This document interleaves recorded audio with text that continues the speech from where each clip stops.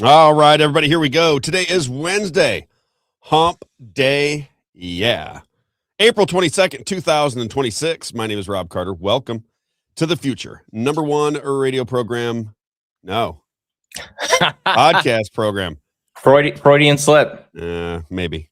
In America. I got to tell you, we'll see how far we can go today with the platforms. Yesterday, we got taken down for periods of time on YouTube and Facebook. I don't know what we're doing wrong. I don't think we're doing anything wrong. As you say, it is probably AI that is bringing us down for different reasons, but we'll figure it out. We're going to we truck on. I think X right now and Rumble seem to be the two easiest places to watch the show live. Absolutely. And I'm starting to recognize the numbers are doubling and so forth after the show, if not more than that. So we move on. If you like to watch live broadcasting, join us every morning at 9 a.m. Like and share the program. The goal is to get the message out as far and wide as we possibly can. We do things just a little bit different. I think everybody knows that I'm a conservative with a libertarian bent and the way I think. I'm a Christian, but I respect all positions. We're trying to figure out what is going on in the world. We don't claim to know everything that's going on in the world, but we do know some things. At least I know some things, and you probably know some things. We'll hash it out. We'll figure out what's right and what's wrong.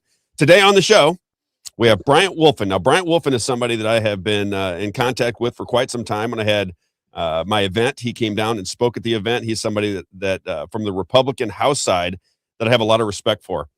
He is a constitutionalist. He makes decisions based on his constitutional authority. He says, Rob, sometimes I vote against things that I'd really like to see happen, but I don't have the constitutional authority to vote that way. He goes, so if I don't have the constitutional authority, I can't vote. I can't vote in the affirmative. So he votes against some things that he likes just because he doesn't have the constitutional authority. He'll be in to talk about this income tax bill. And this income tax bill is being hotly debated between the establishment Republicans and the grassroots Republicans.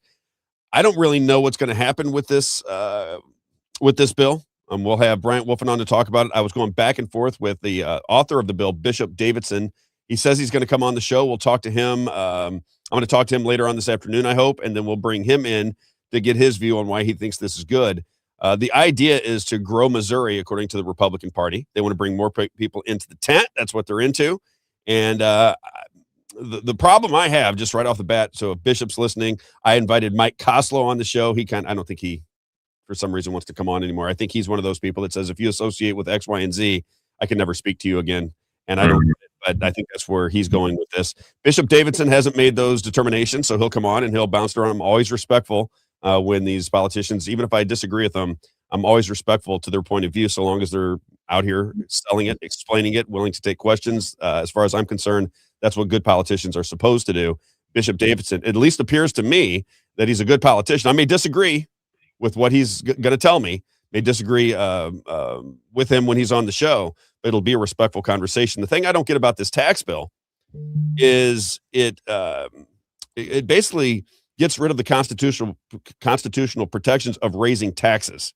That's what I don't like. They're selling this as we're going to get rid of income taxes, and then in the fine print, they're going to be able to, for what I understand, a 5-year period, be able to play with your taxes and raise retail taxes, sales taxes, usage taxes. And, that always, no matter how you slice it, that's going to hurt the lower income people. I guess, is it more fair? I guess we're going to find out. I mean, we're going to find out. I thought Elad Gross did a great job summarizing it. I did too. Ashley Awney is another Democrat who is against this, and she gave the same reasoning. I think I think they're probably right. I don't think we should be trusting the Republican Party with taxing right now. I mean, they did raise the gasoline tax. They have not gotten rid of. They've had all kinds of time to get rid of the personal property taxes. They haven't done anything with that. It does not appear to me that this party really wants to reduce taxes for all Missourians. It appears to me they want to eliminate taxes for some of their carve-outs with their lobbyists and their wealthy friends. But I could be wrong. I don't say that as a blanket statement. I want to learn more about it. We'll have Bryant Wolfen in at 9:20 to discuss the income tax bill. And the big story of the day, something I hope a lot of people turn into, is we're going to have Levi Winehouse. Now, he is the son of Jeff Winehouse. This is a story I started on the radio. So excited for this. It's going to be crazy. We're going to show the documentary. We're going to get the opinion of his son and things that went down surrounding Jeff Winehouse. If you do not know the story, very briefly, Jeff Winehouse was an independent reporter. He went to the broadcast center, as did I. So he has a background in media. He went on the radio and he did these types of things. And he realized, just as I do, You can't really say the things that you'd like to say on the radio. You need a clean, open forum to get out the message that you want to get out. So he moved into his own operation. He was able to get advertising, and he was called the Bulletin Man. And he went after the sheriff's department. He said there were some cops in his area, and he went after them. He went after the courts. He went after the lawyers, and ultimately, he ended up with 4 shots, 2 into his forehead, 2 into his chest. He videotaped the whole thing. You could. This is an obvious assassination of, in my opinion. I'll let everybody make their own determinations when they watch the video today.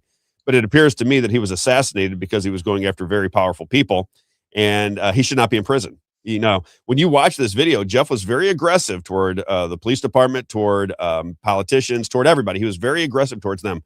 But according to the FBI, he did not do anything that was illegal. So you may not like the way he went after them. You may say, "Rob, that's a bridge too far. That's too much." That's not the point. The point is, did he break any laws? Was he framed? Was he doing was he within his constitutional rights to do what he was doing? And the answer to all of those questions, if you take a deep dive, is yes. And now he sits in prison for 30 years. Listen to this charge, Isaiah. He is in prison for 30 years for assaulting an officer. He videotaped the whole thing from the time he went to meet these officers at a filling station. It took, I think, 12 or 13 seconds from him to get out of the car and get 4 shots into his chest, 2 to the chest, 2 to the forehead. And as he's driving there, he's praying. He's praying. And ultimately, after getting shot 4 times, the man survives, lives to tell his story, allows me to tell his story, because it hits home with me. It hits home with me because I'm doing basically the same thing. And I know that it's going to be suppressed, and I know we're going to have to find all the different ways to get the message out. We're going to have to raise some money. We're going to have to do the People's Lobby Missouri events in St. Louis and St. Charles County and all across the state of Missouri to get people to understand it. I don't think they can cancel you when you're in person, can they? I mean, when you come, maybe they can. Maybe that's what they did to Jeff Winehouse, but I'm going to try to do it in person. I'm not fearful at all. I don't think the state of Missouri is an evil organization.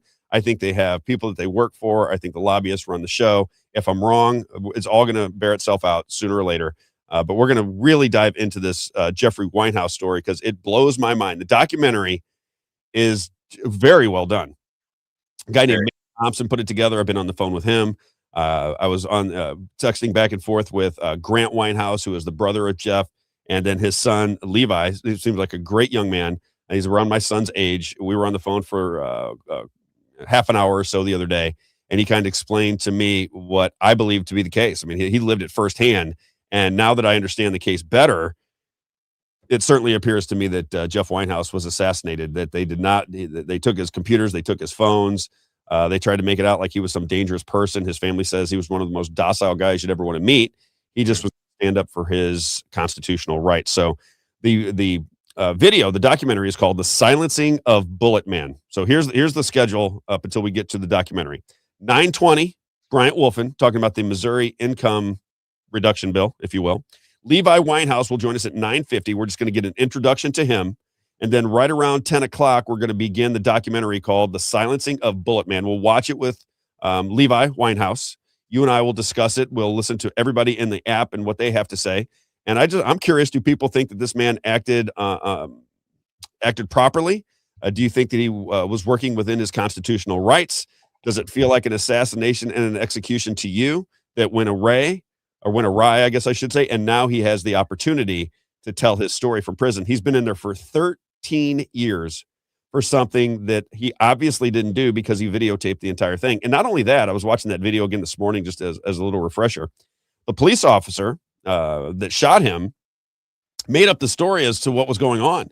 He originally said that Jeff came into this because they'd asked to meet him at this filling station. And he says that, Jeff came in, he's doing like, he's going around them in a circle like a lunatic. And you can watch on the video that didn't happen. The police officer that shot him 4 times was somebody Jeff was trying to get fired, right? Lies about the entire scenario that you can watch on the video. And yet the guy that shot Jeff Winehouse is free as a bird. And the guy that got shot 4 times is in prison for assaulting the cop that shot him 4 times. Mm-hmm. Come on. And wasn't there some, come on. Something with the police officer too? He was under the influence or something like that. He had Ambien, and I think Prozac in his system. Ambien and some kind of anti-anxiety, anti-depression in his system. He Yep. suffered from PTSD. He was involved in another case where the person that was harmed, the estate got like 30 something million dollars. I mean, this is the same guy. Jeff Winehouse, if we had a real government, if we had real justice in the state of Missouri, would be walking free today. Yeah. And that's why I'm going to continue to ask the people of Franklin County. You should have your free Jeff Winehouse shirts on. We're going to be out at Moe's. Don't forget, we're going to be out at Moe's on Cinco de Mayo, May 5th. Talk to Mike Johns, the owner. He said, Rob, we're gonna let you have the entire 9 to 12. Wow. You're gonna broadcast live from 9 to 12 at 11 o'clock. My organization, or organization that I'm most affiliated with, the People's Lobby of Missouri, we're going to buy lunch for the first 40 or 50 people. We'll look at the money. First 40 or 50 people come in, they get a free lunch. We'll talk about Jeff Winehouse, I'm sure, on Cinco de Mayo. Again, Moe's Pizza, May 5th in Washington, Missouri. Get there. It's going to be a very exciting day. We're going to learn a lot about what's going on in Franklin County. You'll get to see a live show. If you have any questions for me, if you want to give me trouble, or if you want to give me praise, whichever one you want, we'll hear it all. We're spending another and thanks to all of the listeners, we're bringing in another a couple $3,000 to buy cameras and all kinds of equipment. So this is going to turn into a highly, I don't want to say produced, because I don't want to feel like it's a stage production. No, it's just the production level. The production level. We're leveling up, and we have aspirations to get a studio office here, to build out a studio for when you're in St. Louis and things like that. So that's why we need the people's support, and why we need the people to support People's Lobby Missouri as well. Yes. And how do they find them? Go ahead. peopleslobbymo.com. peopleslobbymo.com. That should be my first ad every day, because it's supposed to be that. We're paying for it, so I might as well make sure people pay attention to it. So if you are listening now, peopleslobbymo.com is something that I just wish that everybody would go and contribute $5 a month. I was telling Isaiah earlier, we've got now about 10 grand or so in there, and we're getting donations that are reoccurring. Our goal is to be your voice. If you have issues and you go to your government and they just will not pay attention to you, and I don't think they're ever going to pay attention to you until we have enough of an army. I call this the ants, enough ants to put so much pressure on them that they have to answer questions, that they have to be out amongst you, that they have to explain this tax bill, not only explain it behind closed doors in the middle of the night in Jefferson City, but explain it to you and go and crisscross the state and stand before 1,000, 1,500, 2,000 people. Once they see that you're engaged as a people, then you're going to have better lives. I always say it, Isaiah. When the Chiefs won the Super Bowl, they were able to get 1 million people to go to the rally. In order to save yourself from poisonous food, poisonous skies, overtaxation, dirty streets, dirty water, AI data centers, a misrepresentation of facts through the press. If you want to change those things, well, then you got to lobby the people that are in control of the mechanism. That's it. You got to lobby them, and you got to lobby them hard. You got to lobby them harder than the lobbyists are. Yeah. You know what I'm saying? Yep. Got to make them a little uncomfortable at home. You have to make people just a little uncomfortable. They have to know that you're engaged. If they don't think that you're engaged, they're just going to do whatever they want. I mean, you can imagine it from their point of view, right? They have these lobbyists coming in, and those lobbyists are kind of they live in Jefferson City. They get to know you. They're telling you why these bills are going to be great for the state of Missouri, and you become buddies with them, and you're having lunches and dinners with them, and they're telling you how great you are and how good looking you are, and how you should get some nicer suits because you look better on camera. And they become your friend, if you will. Mm-hmm. And then all of a sudden you start to make legislation to benefit said lobbyist while not listening to your constituents, trying to the way I would put it, they are trying to convince the citizens that things that are not good for them are good for them, because they're trying to appease big money in the state of Missouri. And I think that they know that. It's hard for me to believe that they don't know that. You can see that if you pay close enough attention. And I think the more people that are aware, the better off we're going to be. So Bryant Wolfen, in just we got about 6 minutes before Bryant Wolfen is on. Levi Winehouse at 9:50 will show, and we're going to just watch this documentary. It's called The Silencing of Bullet Man. I thought it was really, really good. I've watched it 2 or 3 times, and every time I start to watch it, I can't put it down. So we're going to play that, pause it, talk to Levi about it. We'll have audience reaction as to what they see going on throughout this documentary, and we'll just talk it out, see what people think. One of the stories we're going to get to after is the another scientist died. That's 12 now. Mm-hmm. We're Remember the Fox News narrative? I said they're going to roll out this narrative and it's going to get bigger. But did we not just say that a week ago? When we started talking about it, there was 10. Now there's 11. Now there's 12. And I said, when Fox News starts to roll something out, this is going to be the big story. This is going to suck up the oxygen in the room because this is how they do it. It's a narrative building organization. They give you just a little bit. I wish I could sing. They give you just a little bit, and then they start to roll it out. And then all the programs start to talk about it. Then it's like, oh my God, really? These scientists are dying? So they're rolling this baby out right now. And the most recent one, it was a guy by the name of David Wilcock. David Wilcock was doing videos. He was doing podcasting, I guess. And he has some very interesting takes on what's going on in this world. Apparently, he is no longer with us. That is number 12 of these scientists that are working on anti-gravity, stuff through NASA, weaponry, this kind of thing. And I guess after 12, we're now beginning to notice that this is happening. David Wilcock, he spoke about the book of Enoch, Isaiah.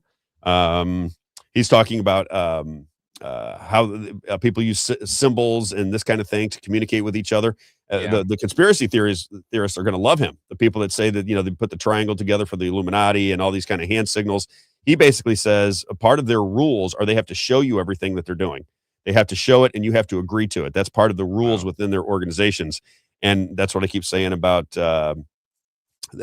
I'm going to say the nicest thing I can say about Donald Trump is he is allowing everything to be seen. Now, you may disagree with it. You may not like what you're seeing, but since Donald Trump has come on the political scene, we have got a peek behind the curtain. We get to see the Wizard of Oz now.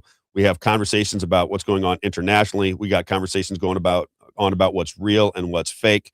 We have conversations going on about the intelligence agencies, our relationship with Israel, war in general, our currency, all of the things that really should be talked about. I got to give Donald Trump credit for that. He has definitely pulled the curtain back and we can see what's going on just a little clearer in our world.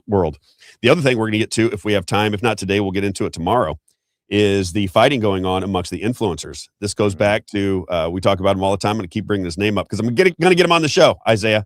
Yes. Dr. Shiva has got to come on and give us his take on what he's seeing now because, boy, oh boy, is he gets things. You know what we should do? It's incredible.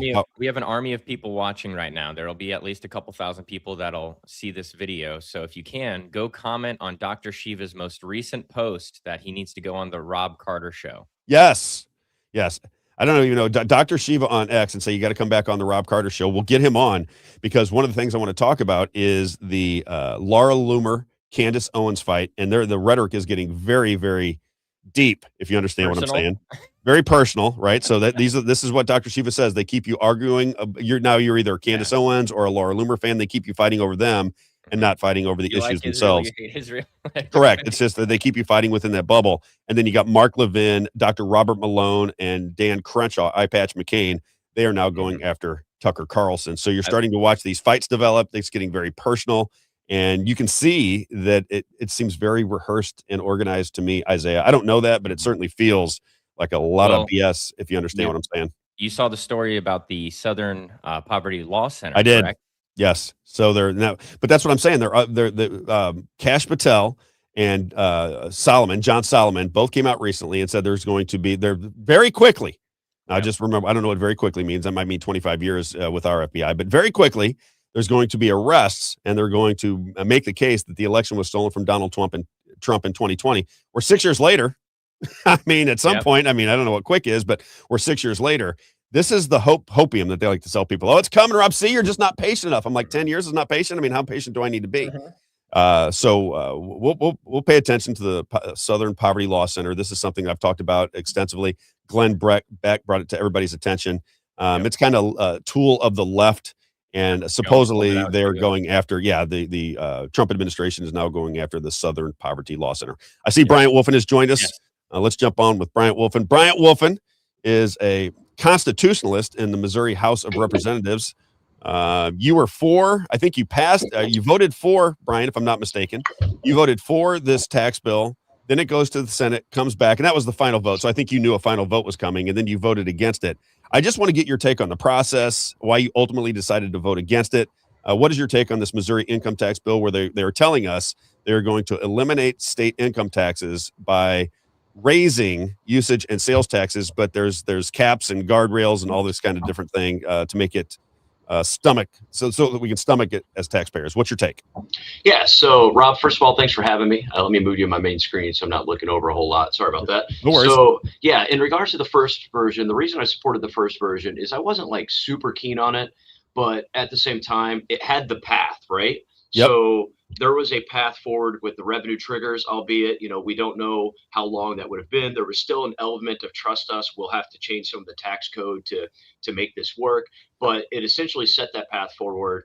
And plus, I was guaranteed that some of my reservations with the bill, which was like the CPI, inflationary growth on the revenue growth and things along those lines, were going to be changed in the Senate. And so I was pretty on board with that. The 3 years going around Hancock, I was really not a huge fan. But compared to when the original bill was just free forever, around the Hancock pretty much forever, I was like, all right, 3 is a concession. So of course, when you get the pressures from colleagues and potentially higher offices, they're very good at selling things, right? So, anyways, that's why I voted for the first one. Obviously, it goes to the Senate. Senate made some committee sub changes. Was actually a fan of the committee sub changes. They did change some of those things that I was told that were going to be changed, albeit not as much as I would have liked, but still was a lot better than even the version we passed. And then, of course, they dropped the floor sub on the Senate at 11:30 at night. Actually, I guess 11:15ish at night, and with no time to deliberate, no time to talk about it. There was pretty much no discussion other than Senator Moon and Nicola, and I think Lincoln Huff might have been inquired of. They talked about it a little bit, but the fact that they really didn't even know what was in the bill. And of course, doors were closed. We may have a constitutional objection that I might be working on here soon if I can muster something up about the fact that the Senate's wasn't open to the public. That's kind of crazy. And then, so then, of course, the bill comes back to the House after the Senate votes on it. And what they did was they scrapped the path. They scrapped the triggers out of the bill and basically put language in that says, hey, we're going to work on those triggers. We're going to, we shall, the bill says the legislature shall work towards enacting legislation that gets rid of the income tax. Well, the problem is we don't know when that is. There is no hard date on that shall. So to me, a shall without a date is kind of an empty promise. So we could pass and increase taxes on consumption tax per my knowledge of how this bill is worded to without even having the triggers in place yet. So I don't know. There's a lot of issues I have with the bill. There's some things that I like, of course. Once the income tax goes away, it stays away. That's fantastic.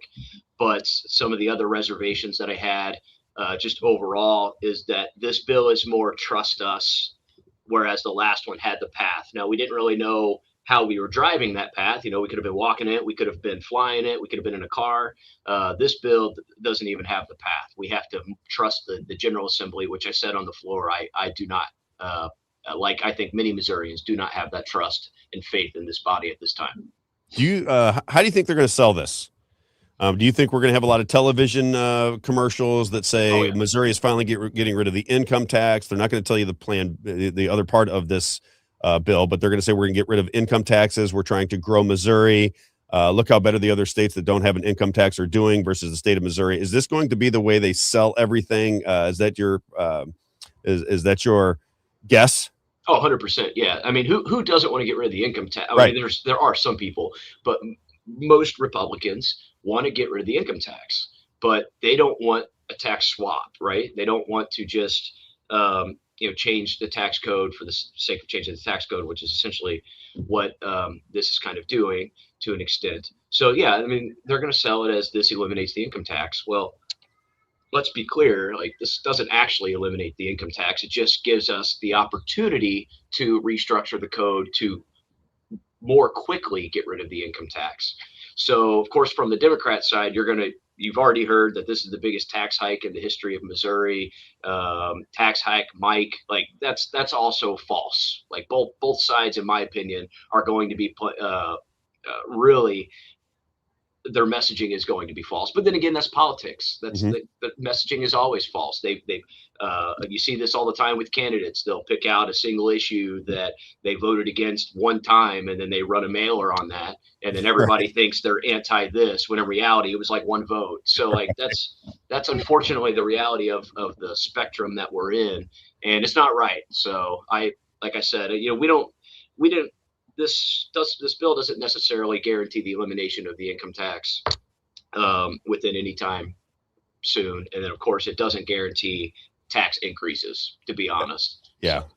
I was going back and forth with Bishop Davidson. He was the co-author of the bill, as I understand it. Bishop Davidson, you guys are around the same age, so you're young members of the Missouri Republican Party. He was very pro this bill, but he said when he went on with Ryan Haidt at Real Talk Radio, when I was working there, when he went on with Ryan Haidt, he was talking about the safeguards, but he also saying that, it's not exactly the way I wrote it. When I wrote it, went through some different hands. It gets into leadership, and then it changes just a little bit. When he's trying to sell you on the bill, I'm assuming he came to you and said, Brian, here's why we should pass the bill. I need your support on it, this kind of thing. What does he ultimately think is going to happen? Does he think this is going to be less taxes for taxpayers, or does he think that this is just getting rid of eliminate the income tax? We don't really know where the sales and usage taxes are going to end up, because they're basically saying, trust us, right? They're going to make that determination. But is he saying, look, we really need this for the growth of the state of Missouri? And I'll couch this with this question. The reason that mindset makes me nervous is, what does it mean, grow the state of Missouri? Does it mean grow the tax base? I mean, does it mean that we're all going to grow spiritually? Does it mean we're all going to grow and we're going to be happier in the state of Missouri? Because I'm used to be a traditional Republican, where I wanted business all the time into my, into my state, into my counties. Business. But it feels like to me that because of the CARES Act and all the money we got from the federal government, that hole is getting ready to happen, and it feels like they want to plug that hole by being able to manipulate tax revenue. That's kind of how I see it, and I know it's more complicated than that, but in a nutshell, do you see it in those terms, or am I missing something? I don't think you're far off. Now, first, I want to say this: Bishop Davidson, Rep Davidson, is an ally. He is a conservative ally. He wants to get rid of the income tax just as much as you or I do. He really does. It's just clearly, he's been here a long time, and he understands that I'll even admit this, like, my path forward for eliminating the income tax is probably naive. I have a bill out there that gets rid of it over the next 10 years. It phases it out. But in this building, that's just not going to happen, because there's not an overall consensus of people wanting to make those drastic cuts. I mean, we do have a massive amount of our general revenue that does come from income tax. So it would be either we have to drastically cut spending to the levels that, of course, you and I would love to see.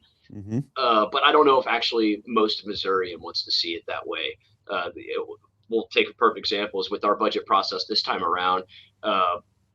Of course, there's non-essential spending that's going on, fiscal irresponsibility, but at the same time, some of the cuts that we were trying to make had hardcore opposition from grassroots folks back at home. When I say grassroots, I'm not necessarily grassroots conservatives, but like grassroots in those specific movements, like disability services and child care services and things along those lines. So it's not a black and white situation of cutting the income tax like you and I want, for sure. There's got to be, I guess, some concessions made, but I don't know if this bill does that. So I just wanted to say, like, Bishop is an ally. He wants to see it gone, but I think you're spot on. I don't think anybody that's supporting this bill in the House truly believes that this is going to be a tax increase. They just see it as a standalone on its face, that this will get rid of the income tax, which is more immoral than a consumption tax, which that mindset is correct. Where we disagree, by the way, I agree. Yeah, exactly. Where and I think we've talked about that before. Yeah. But where we disagree is, first of all, the trust us aspect. A lot of people don't want to give open the door to going around the Hancock without knowing the plan. And I'm in that camp. It's hard for me, without knowing what the plan will be, to do that.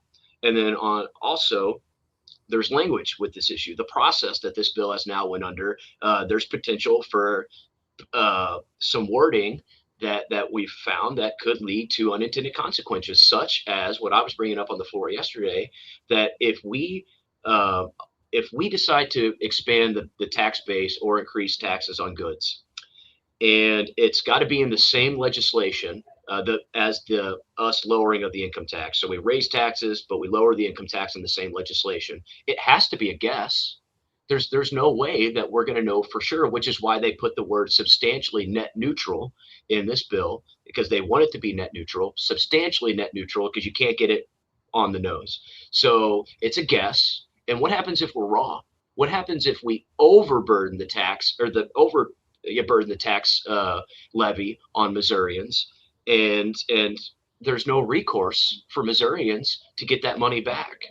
So Right. if say we pass a 1% sales tax and it increases our revenue 500 million, but we lower the income tax however amount, and it only decreased the revenue 450 million. Well, we've increased the tax burden on Missourians by Right. 50 million, and Missourians have no recourse of getting that money back because of language that's in the bill. And so that was one of the main points that I was bringing up and on the floor yesterday. Of course, 5 minutes is not enough time to flesh these things out. Right. So I was going to ask you too. One of the things I just a question I haven't saw the answer to it yet.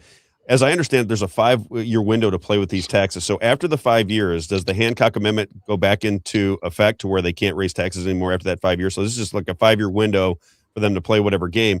And then the other question I would ask, that's true? Is that what you're saying? that is correct. Yes. Okay. And then the other thing is when you say it's a trust game, it's not only a trust for the Missouri voters and the Missouri citizens, it's also a trust of the next Congress, right? Because, if you say that this is what we want to do and the people in this room are all on the same page, what happens when we flip the tables and you have 25 or 30 or 40 new Congress people in there that don't have the same will or don't even have the same understanding of how this whole thing works? Isn't that a little bit of a risk for people? 100%. I mean, look, I think it's pretty clear that our next leadership, even though like you and I don't like how the leadership process happens, Yep. it is very likely that our next leadership will be more conservative. Our next speaker will be more conservative. But if tendencies like the national situation happen in the state and maybe the Republicans lose 10 seats in the House, well, maybe we gain more conservative leadership, but we've lost Republicans on our side of the aisle. And so there's going to be more of a fight when it comes to these future conversations we're having. There's a fifth of us that are going to be out. Who knows? I have a primary opponent. I have a general opponent. I may not be here. So same with the senators. There's senators over there that might be gone and might not have a seat at the table at this conversation. And let's be real honest, when it comes to these big issues anyways, I would consider myself a constitutional conservative. Folks like me probably aren't going to have have the seat at the table anyways, because we dissent too often. We're too opinionated. We vote against our own party because we pick principle over party. So we're not going to have those conversations. We're just going to have the right to vote yay or nay. So no, I mean it's when we open up the door for 5 years, like I said before, like 3 years I wasn't a fan of, but I conceded. And of course, I kind of, after thinking about that vote, I'm like, well, that probably wasn't the best. But you knew it was coming back, didn't you? Because when people said Bryant Wolfen voted for that, I go, well, it's coming back to the House most likely. So Bryant is, under this version of it, he's okay with it, but he knows it's coming back and he'll have a final vote on it. That's what I was saying to people. Yeah, and that's exactly true. Like it certainly made the yes vote a little bit easier, knowing that there's a good chance that it comes back, right? So yeah, I mean, I think that the trust us aspect, Missourians just aren't real keen on the General Assembly right now, and I would put myself in that camp. We when it comes to the Hancock portion of it, we don't have to ask people to lower taxes. We only have to ask them to raise taxes. Right. And so that there's a reason why we need to do that, because we're going to have to raise the taxes to eliminate the income tax. We're going to have to raise taxes on something else to eliminate the income tax. Net neutrality, we can sell that all day long. But as I said, the way that I read the language, and I'm not the only one that thinks this, that it doesn't guarantee net neutrality. I got to ask you just a couple other questions outside of taxes, if you don't mind. Is that okay? Since I got you, because you're of one of my course. favorites down there, and I think you follow the Constitution. That is, when I talked to you privately, you said, Rob, there's things that I want to vote for. I just can't because I don't have the constitutional authority to vote for him. And I thought, oh, now you're talking because you're being the guardrails are there. You understand what your job is, just to protect citizens. That's the whole meaning of the Constitution. I want to understand the culture down in Jefferson City. As you said, as a constitutional conservative, you're not really in the inner circle of things that go on. And I want to know if that culture comes down from the governor. Does that culture come down from the bureaucracy? Is it just people that have been around that building for a long time? Where does the culture come from in Jefferson City now that you've been able to observe it for a while? Because I would think, like if I was governor tomorrow, we'd be following the Constitution. And every time a rep didn't follow the Constitution, I would just use my bully pulpit to go out and I'd create a forum for myself. And I'd go out and say, this is what the Constitution gives us the authority to do. Here's what Congress just tried to do. I am going to veto this bill. It's not going to get past my desk because they don't have the Constitution, like the Chiefs and the Royals, right? We all knew that was unconstitutional. We talked about it for months and they just passed it anyway. And I'm just curious, where does this culture come from of we'll just do whatever we want because we think it's best. We're not burdened by the Constitution. You're like the outlier because you want to stay within the constitutional guardrails. Do you have a sense of where that is that coming down from the governor's office, or is that the bureaucracy and just the way the engine works in Jefferson City? It's just how the engine works. It's how it's been for so long that people don't understand, and colleagues themselves, and to an extent, even probably the judicial portion of our judicial branch of our government has even been complacent with it. They rely very heavily on precedent. So when there is one bill that had a little bit of grace from the Supreme Court at one point, then we run with it. The Nicholson versus Missouri or versus state or whatever the Senate Bill 22 case that came out just earlier at the end of last year has actually been a huge help in regards to passing single subject bills in the House this year. Now, be honest, some of the bills that we're sending to the governor's desk are still these multi-subject bills, but in the House, we've passed over 150, 170 bills at this point. I've lost count, or maybe it's like around 150. I've lost count. A lot of them have been single subject. I voted yes this year more than I did last year. Granted, it's not the bills that we're sending to the governor's desk, but there has been a little bit of an awakening. And I think that people want to pass single subject bills here. Our colleagues, when I say people, I mean our colleagues. The people of Missouri want it too, but they don't like not knowing what's in the bills. They don't like going back home and people asking them about specifics, and we don't know because there's so much in these things. It's hard for us to pinpoint that down. So they want to pass single subject bills. The Supreme Court has started to change their mindset a little bit, I think. And so because of that, our leadership, specifically Alex Riley, has stated at the beginning of the year that he wants us to focus on, flooding the waves with more narrowly tailored bills. And, my definition of single subject is probably far stricter than anybody's, I would say even more than Mike Moon's. And he may disagree, but, I digress. High bar. Yeah, exactly. So, but either way, we were here, like way over here. I'm way over here. And then we're kind of getting more towards the middle of narrowing bills. And I'll give you an example. 3 times this year at this point, we have changed the titles, which we change titles often in this building. But 3 times we've changed the title to narrow the scope of the bill rather than broaden it. 3 times. That's never been done before. Well, I'm sure it's been done before, but it hasn't been done in a long time. So that's the mindset is changing, and we have to stay on it. We have to continue because single subject bills are more transparent to people. It makes it easier for your legislators to know what's in it. And it's just a better pathway to liberty. It's how we can determine what's going on here in this building better. I got to ask you too. I think I think Mike Moon and you are the ones that probably stand up the most, you in the House and then Mike Moon in the Senate. Does that create friction with you and your colleagues? Do they look at you as somebody because you're such an affable and likable person, when you meet you in person. So when you're walking around the halls of Jefferson City and you're going to the lunches and you have your committee meetings and so forth, do you feel like people really respect you? They just disagree with you? Or do you get the feeling that they don't like you because you're sometimes voting against things they they want to get done. What's your vibe in there? I'm always wondering when people go down to Jefferson City and they have the greatest of intentions. A lot of people are weak spirited. You have to admit that, Bryant. A lot of people are just weak spirited. They come in, people start hammering them. They don't feel comfortable in their environment, and all of a sudden they start to acquiesce to the leadership positions or people that are running big bills that are got a lot of money invested in it. Do you sense that you're respected, just disagreed with, or do you sense that you're unliked by some of these people? What's it feel like when you go into, because it's kind of like high school, I would assume you're with everybody every day. What's the vibe in your direction? Yeah, to be honest, at first, obviously, there wasn't as much respect because often you'll see, younger folks or freshmen, we'll say freshman reps come in hot, heavy, have their ideology and don't care about anything else and, do things for their political endeavors. And I think people have realized, like at first they probably thought that was the case, but they've realized over the past year and a half that, I do everything. I vote every single bill based off principle, and I research every single bill. Now, there's some that are researched more than others, of course, but I don't just go in blindly and vote no. And I think if people have, as they've realized that, they come up to me, ask me why I vote no, and I give them an actual reason, they respect that. And so I do think there is a sense of respect that has growth. Of course, there's some folks that probably don't. I can't speak for everybody, but I will say nobody throws food at you when you're walking through the cafeteria, that kind of thing. No, actually, Okay. it's everybody. Honestly, at this point, has been super friendly to me and my family, and That's good. and so I we didn't get here because we're all a bunch of grumpy people, right?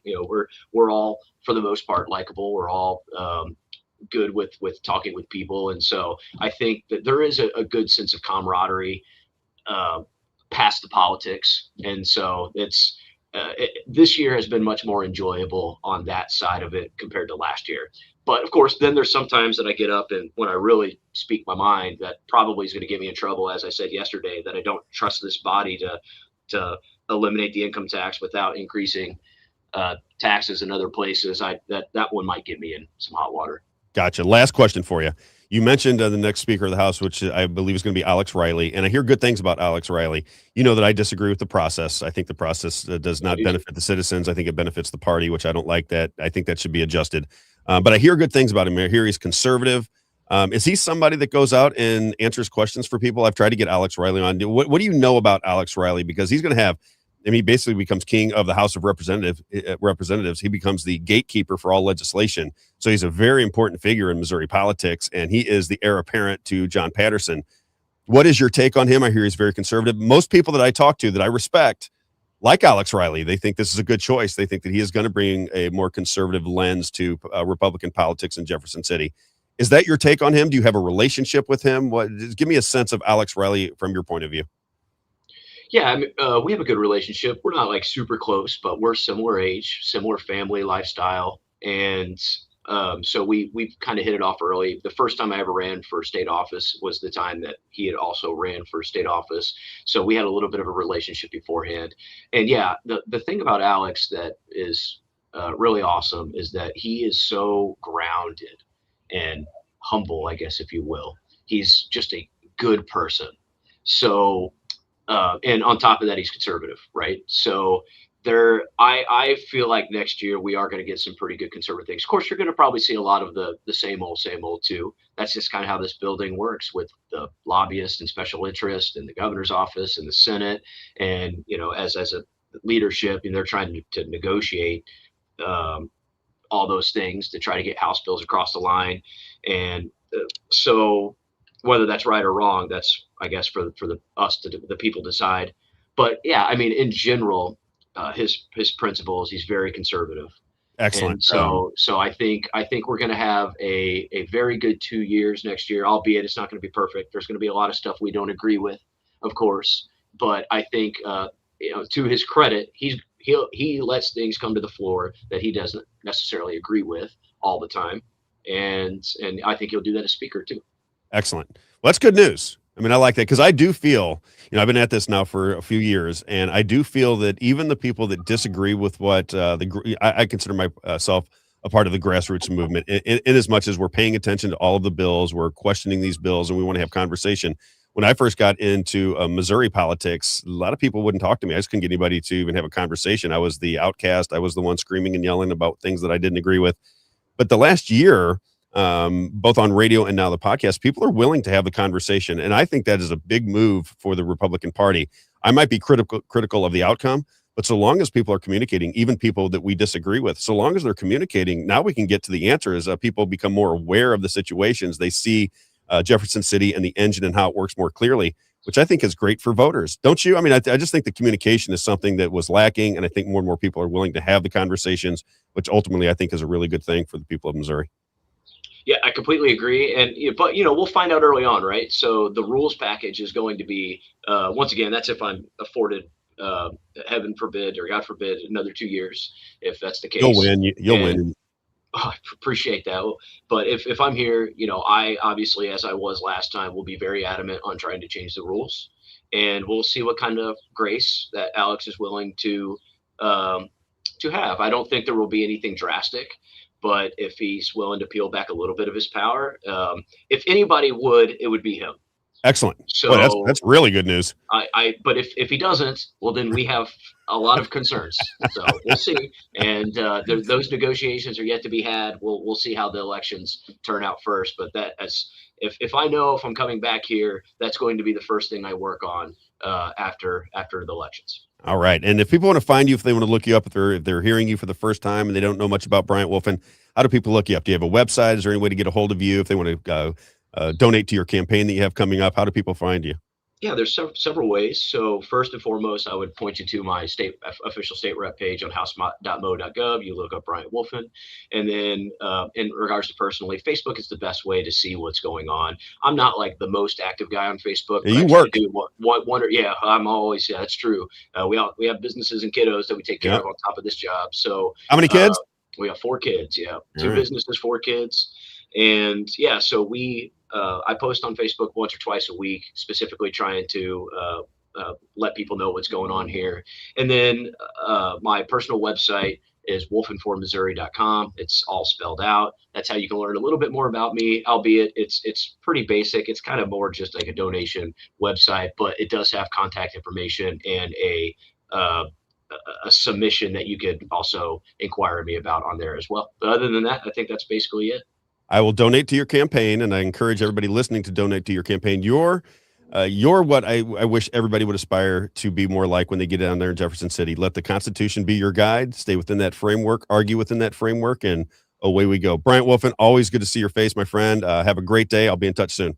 Rob, thank you so much, sir. Talk to you soon. You got it, brother. All right, everybody. That is Bryant Wolfen. He is, as far as I can tell, he's probably one of the most sober legislators down in Jefferson City. Every time I talk to him, and he's always willing to talk. That's another thing. And when he voted yes on this, he knows that the people, when he first voted yes on that income tax bill, he knows that the people surrounding me were very heavily against this bill.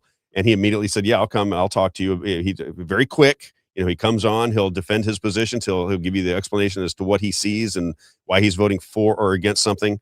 But what I love about him and why I think he has a bright future in Missouri politics is he's very likable when you meet him. He's a very humble guy.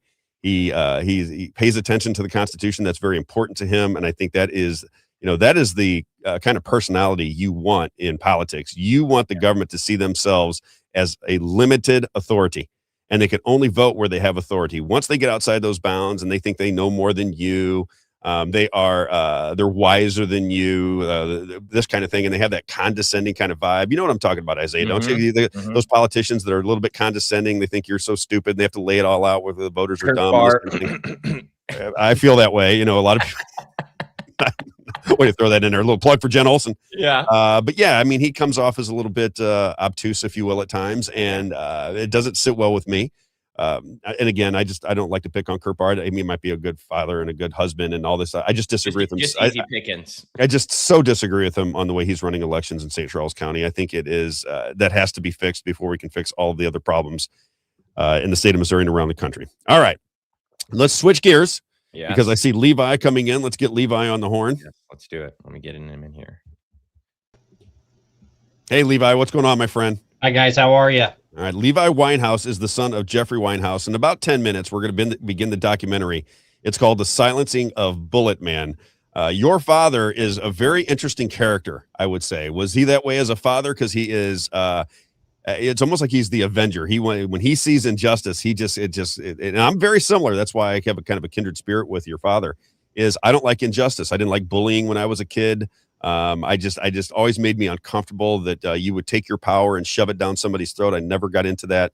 And I think your father's the same way. And over time, as he was covering Missouri politics, covering politics out in Franklin, what other county, Crawford County, he started to see some injustices, or at least perceived injustices, began to speak out about it. And because he's so, if he had the same opportunity to be on podcasting and stuff that today, if that was available to him back then, he'd be a huge star. I mean, I can watch your dad all day long. He cracks me up. I think he's incredibly entertaining, if you will.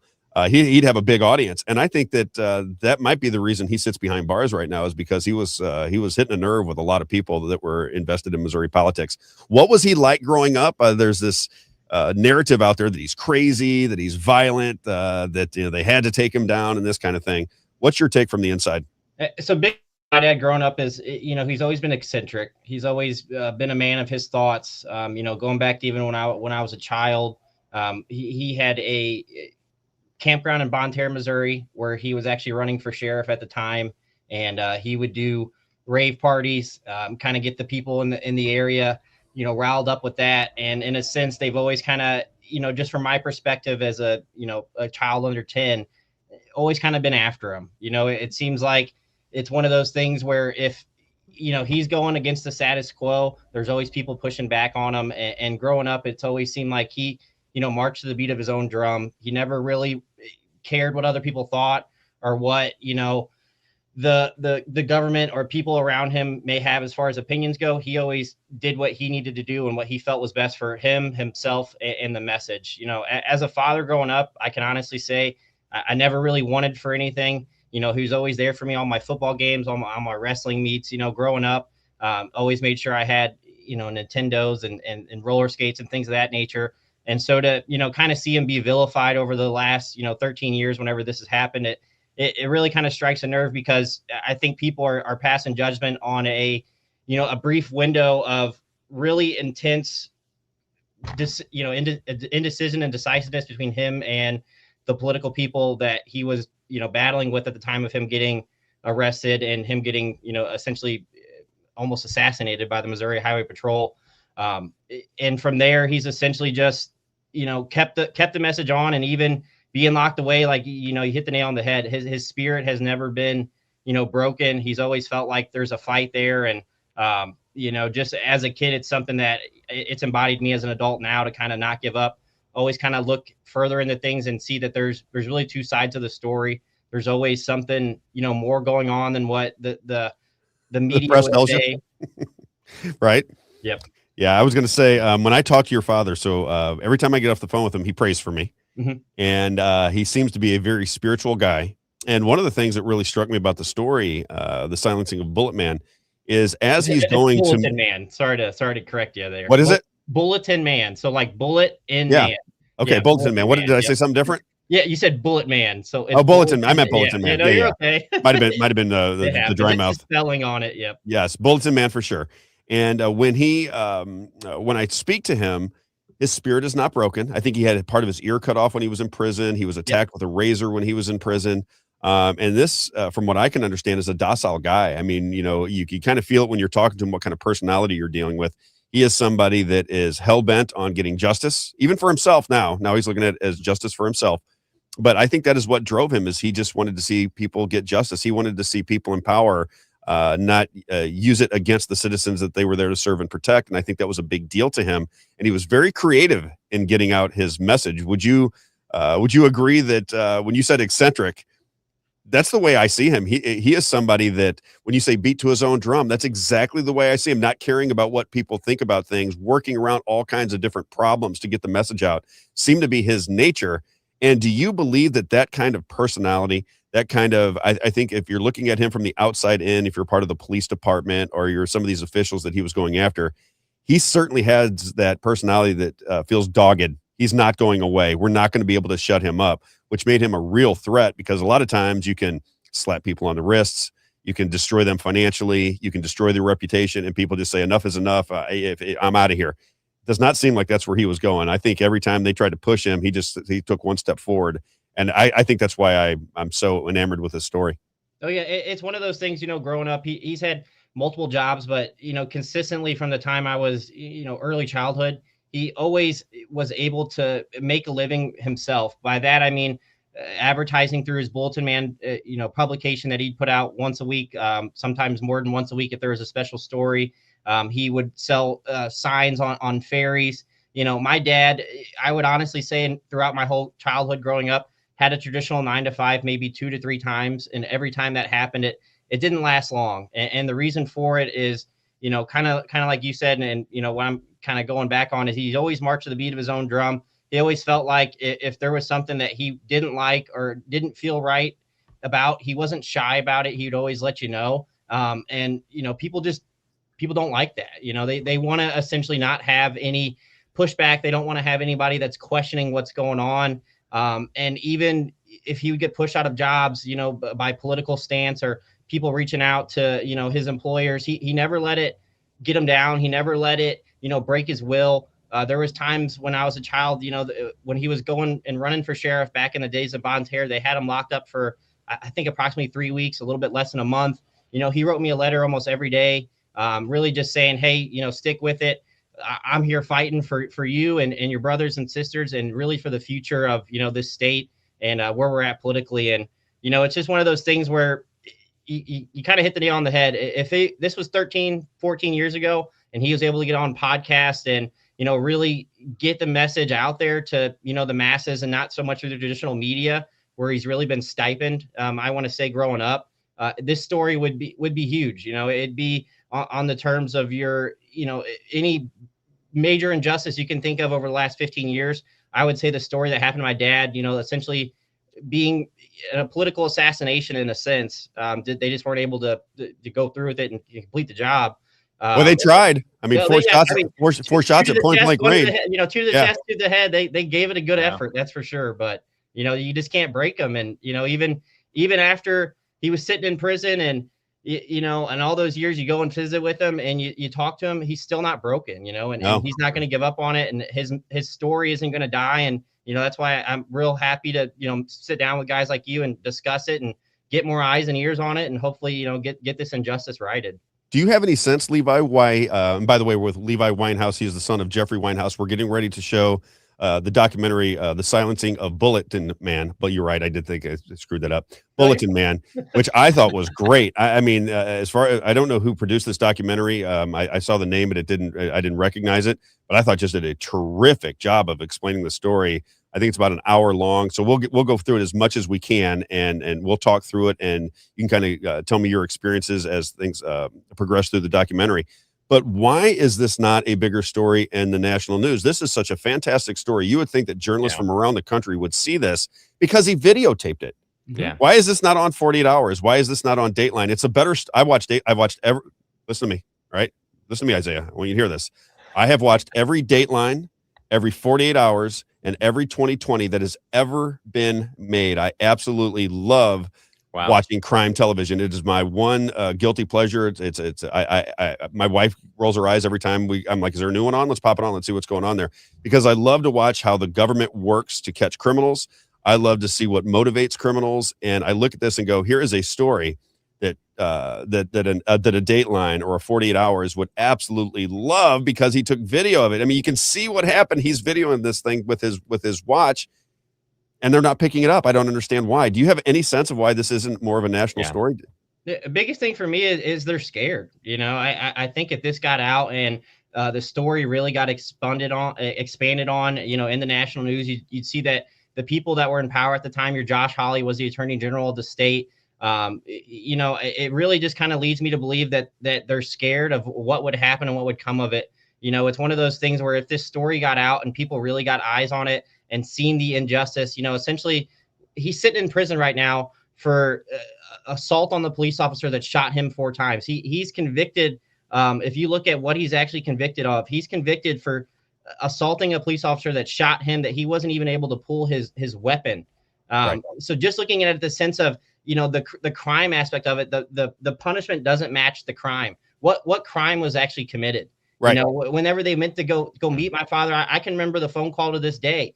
Whenever he said they're going to get his computers back and they want to meet him at a gas station, my first instinct was, why not go to the police station? Right. Why not meet somewhere that doesn't seem like an assassination attempt? And I hate to really say that one of the last conversations we had prior to him being behind bars and this happening was him calling me wanting to go meet. And unfortunately, I was down in Branch at the time with my sister. I just graduated high school, so I was kind of enjoying, the summer after high school in a sense and having fun down there. But it really makes me wonder if I was here and I was able to go with him and videotape it like I'd been numerous times over the last 6 months to a year of this really gaining, traction as far as the story goes and the tension between him and the Missouri State Highway Patrol and the local judges and the local sheriffs down in Bourbon. And I really just wonder what would have happened. Would I have been shot as well? Would they have not done it at all? It's one of those things where you can't obviously go back and change the past, but it really makes you want to reflect on it. And it's one of those where I can honestly say I wish I would have been there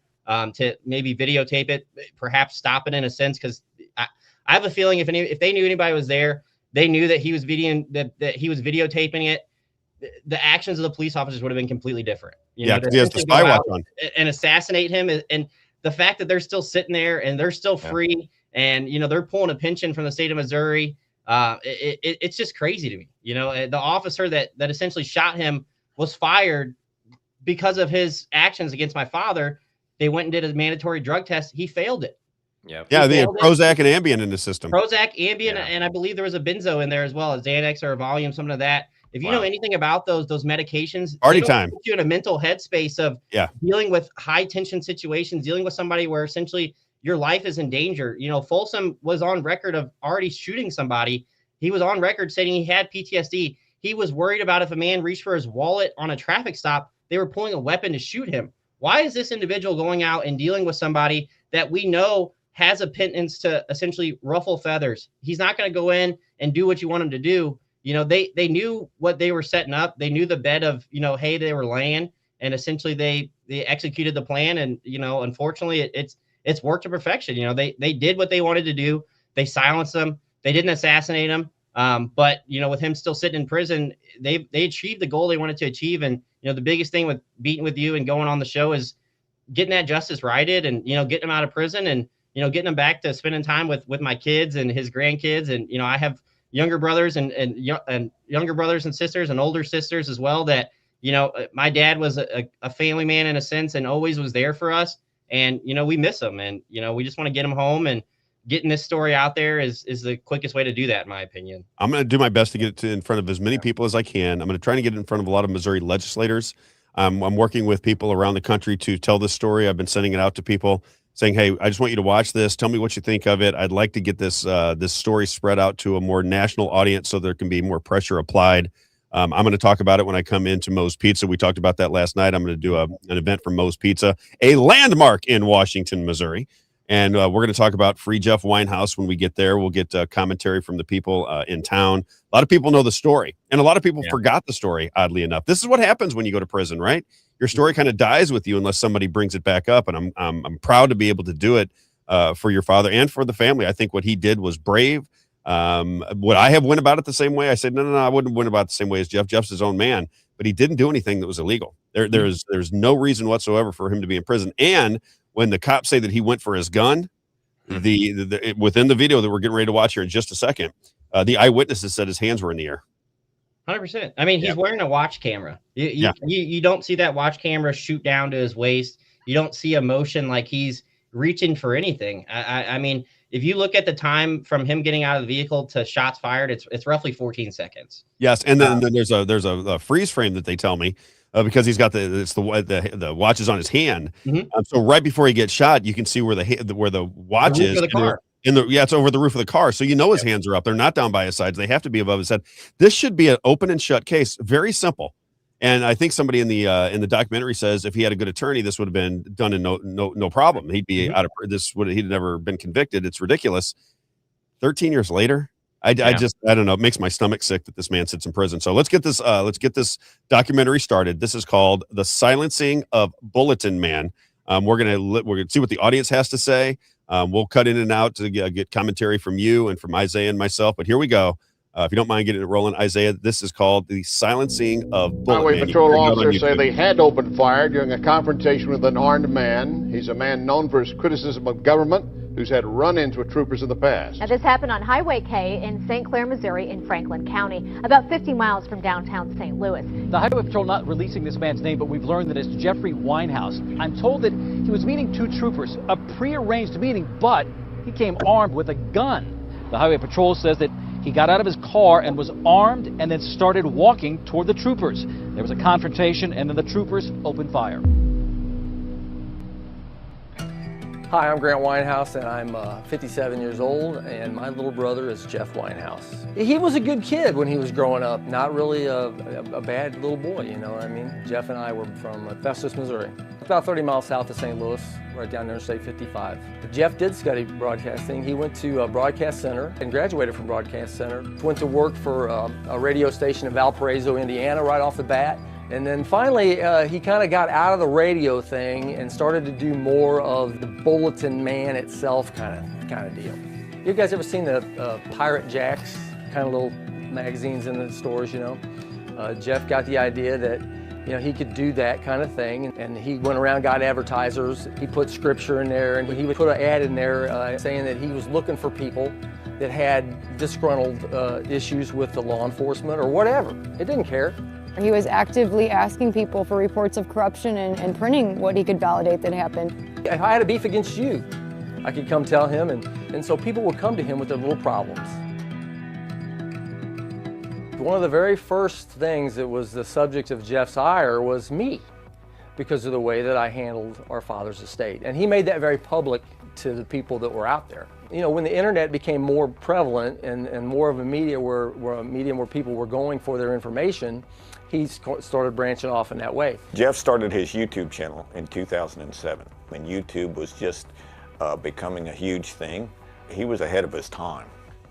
All right, today is Monday, September 12th. Pause it right there if you don't mind, We're Isaiah. down here in Bourbon today. And I got to remind people because there's cursing throughout this. And, you know, coming off the radio, have a lot of radio listeners. They get offended, or they have children in the room and they don't like to hear cursing. I just want to remind everybody before this baby gets rolling, this guy's getting ready to throw an F-bomb at us right away. So if you are somebody that is does not like that, or does not want your kids to hear it, or you're in a position where it's not going to come off well because you're in a business or something of that nature, here it comes. It's not a lot, but there is some cursing throughout this documentary. Just want to make everybody aware. Okay. All right, go ahead. I'm sorry. we had an incident with the Missouri Highway Patrol, badge number 922, I believe it was. He says, get in the car. Well, of course, this is where I get pretty ignorant, you know, myself, and I tell him to pretty much go fuck himself, and he don't have a warrant, he's not here for me, and I'm a worker in a place of business where I work. But no, there's many people in the community, they still talk about him, that followed what he did. I'm sitting here with Representative Michael Frame. He's the representative of the 105th District. And Mr. Frame, good to see you. My big problem with America is the lawyers. And I know that... I've seen your show. I know. You know, he had an attitude about him, a certain kind of language and stuff, but there's a lot of people that really enjoyed his perspective on it. All right, well, the Bulletin Man joins you on this Wednesday. It's August 25th, 2010, and we've had some interesting developments this morning, and it has had to briefly come to you as an emergency transmission because we are about ready to declare war on the state of Missouri. He would go around to local city council meetings and call people out on the things that they had done wrong, such as going into an old man's house and tasing him in the middle of the night and taking a bunch of guns. They ordered Don to come out and over a bullhorn. As soon as Don hit the door, opened up the door, they tased him, put him down on the ground. It's a 74-year-old man who's had 3 heart attacks. Jeff wasn't the kind of person that just kind of heard about those things and let it go. He went to city council meetings and confronted the people and talked to them about it and asked, what are you going to do about it? All these guys take an oath up on the Constitution. And they certainly, in this one instance, didn't do that. So, you know, I just asked you to cut off Sheriff Martin's funding. And, you know, like John said earlier, cut the money off, that's when things get done. He just rumpled a lot of feathers. So I was fortunate Can you pause it there? to see the video of Jeff. So this guy's name is Bill Ferguson. This is kind of how things. Remember, I keep talking to Isaiah about synchronicity. So when I'm watching this video for the first time, Bill Ferguson is the father of a guy named Ryan Ferguson. Ryan Ferguson was in prison for 10 years for a murder that he had nothing to do with whatsoever. And the reason I'm aware of the story is somebody that he was in prison with, that he became good friends with, was a friend of mine from high school. So when he gets out, I learn of the story. I learn of those two being friends. They did a podcast together. They knew each other very well. Bill Ferguson, he had exhausted all of his appeals. This young kid, Ryan Ferguson, did when he was in prison. There's a documentary about his false imprisonment in Missouri as well. It's called The Dream Killer. It's on, I think it was on Netflix, but you can look it up for yourself. The Dream Killer, this Ryan Ferguson story. Bill Ferguson, after his son's appeals had all been washed up, and it's the same thing I try to tell these people that I'm in with the finance game, MMTLP. It is the pressure.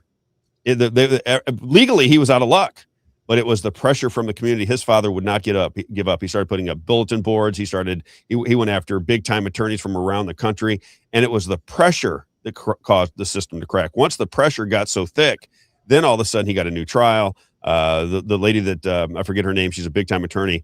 Once she got involved, it was an easy case to solve. I think it's exactly like what's going on with Jeff Winehouse. Once a competent attorney who really wants to get there and has enough money to explore all the evidence, once that happens, these are easy cases to solve. And once that happened for Ryan Ferguson, Bill Ferguson, his father, who's on this documentary, Bill Ferguson was able to get an attorney that turned the entire case around, and Ryan Ferguson was released from prison. Okay.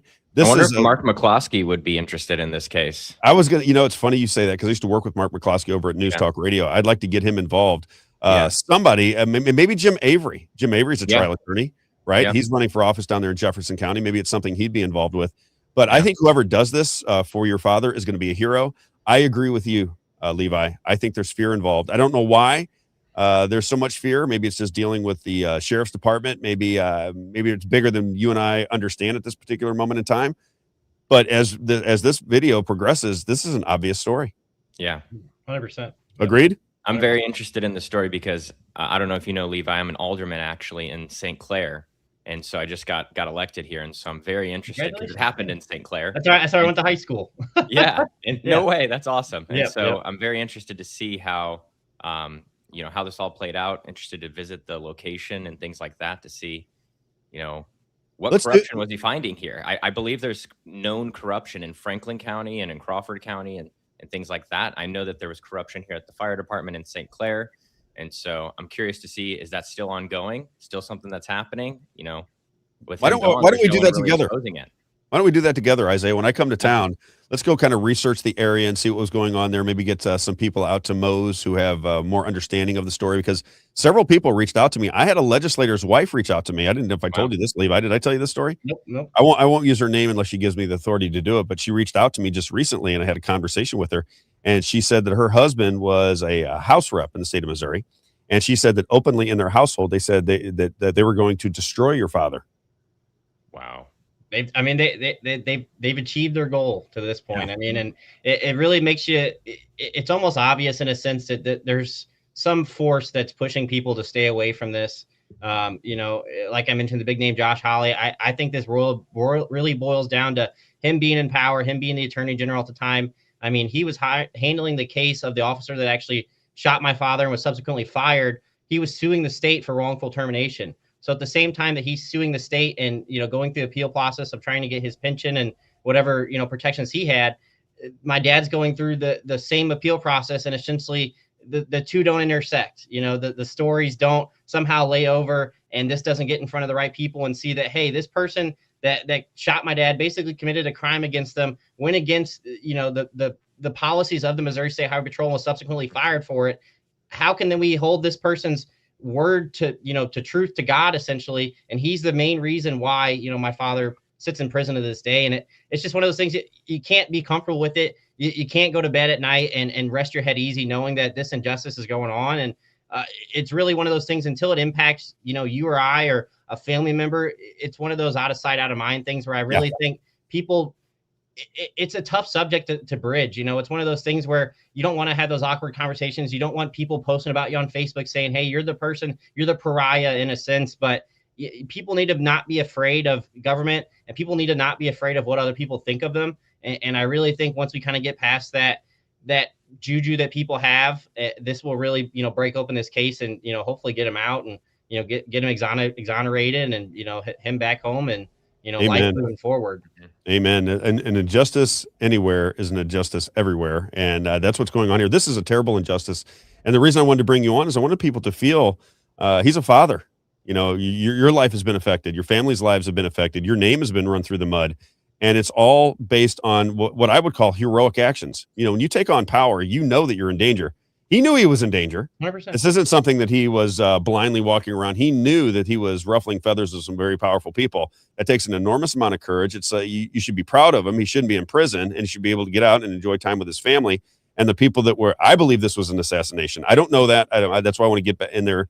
But as long as I'm free to have an opinion, Isaiah, still free? Did you look? Am I still free to have an opinion? Still free so far. Okay. My opinion is that they knew that Jeff Winehouse wore a gun. They knew that he'd have a gun. So they don't meet him at the police station. They meet him in an isolated area, because even the cop who says, there's never anybody there. And he says that on this video at some point. We're going to get to that. But I think they knew that he was going to have a gun on his side. And if he had a gun in his holster when they saw him, they would have the ability to shoot him and then say that he pulled a gun on him, which the video clearly shows that he did not do, in my opinion. I mean, you'll see it. It's not, you can see where his hand is at. You can hear by the conversation. Even the officer says the holster that he had it in, it takes two hands to get the gun out. Yep. So Jeff knows that. Jeff's not going to go, well, hang on. I know you got two officers with guns about 10 feet from me. Hang on here a minute. Let me work this gun out. And it's, the whole thing is just stupid. It doesn't make any sense. Your father's not a moron. I don't think he was trying to commit suicide when he went there, or he wouldn't have had all these people trying to go with him. He wouldn't have been praying on the way there. And I don't think he'd be living to tell the story if that were the case. So let's move on. Again, we're right at the part where this guy comes in. This is Ryan Ferguson's father. If you saw the documentary Dream Killer, this father got his son out of prison for something he had nothing to do with after spending 10 years in prison. Now he's commenting on the Jeff Winehouse case. Continue on, Isaiah. In front of a Dollar General store, I think it was Bourbon, Missouri, where he was trying to get some information from these people, and he was very professional, had the microphone, and was all dressed, and I mean, he looked like somebody like CNN. Hey, it's Jeff Winehouse down here in Bourbon today, the Bulletin Man, and we brought our buddy Richard along with the professional video equipment. We can't actually show you that the Dollar General store is right there. The lady came out and said, oh, we can't be videotaping the Dollar General store. But they did not want to talk to him. So basically, after a short conversation, they ordered him off the property. This actually belongs to the Bourbon Community Development Corporation, perhaps the best corner in town, and it was acquired with insider information that the mayor was. Yeah, you guys need to get completely off our property. Oh, okay. Go ahead. Property. And they thought that was the last they would see of Jeff. But Jeff, very resourceful, I'm finding out, rented a helicopter.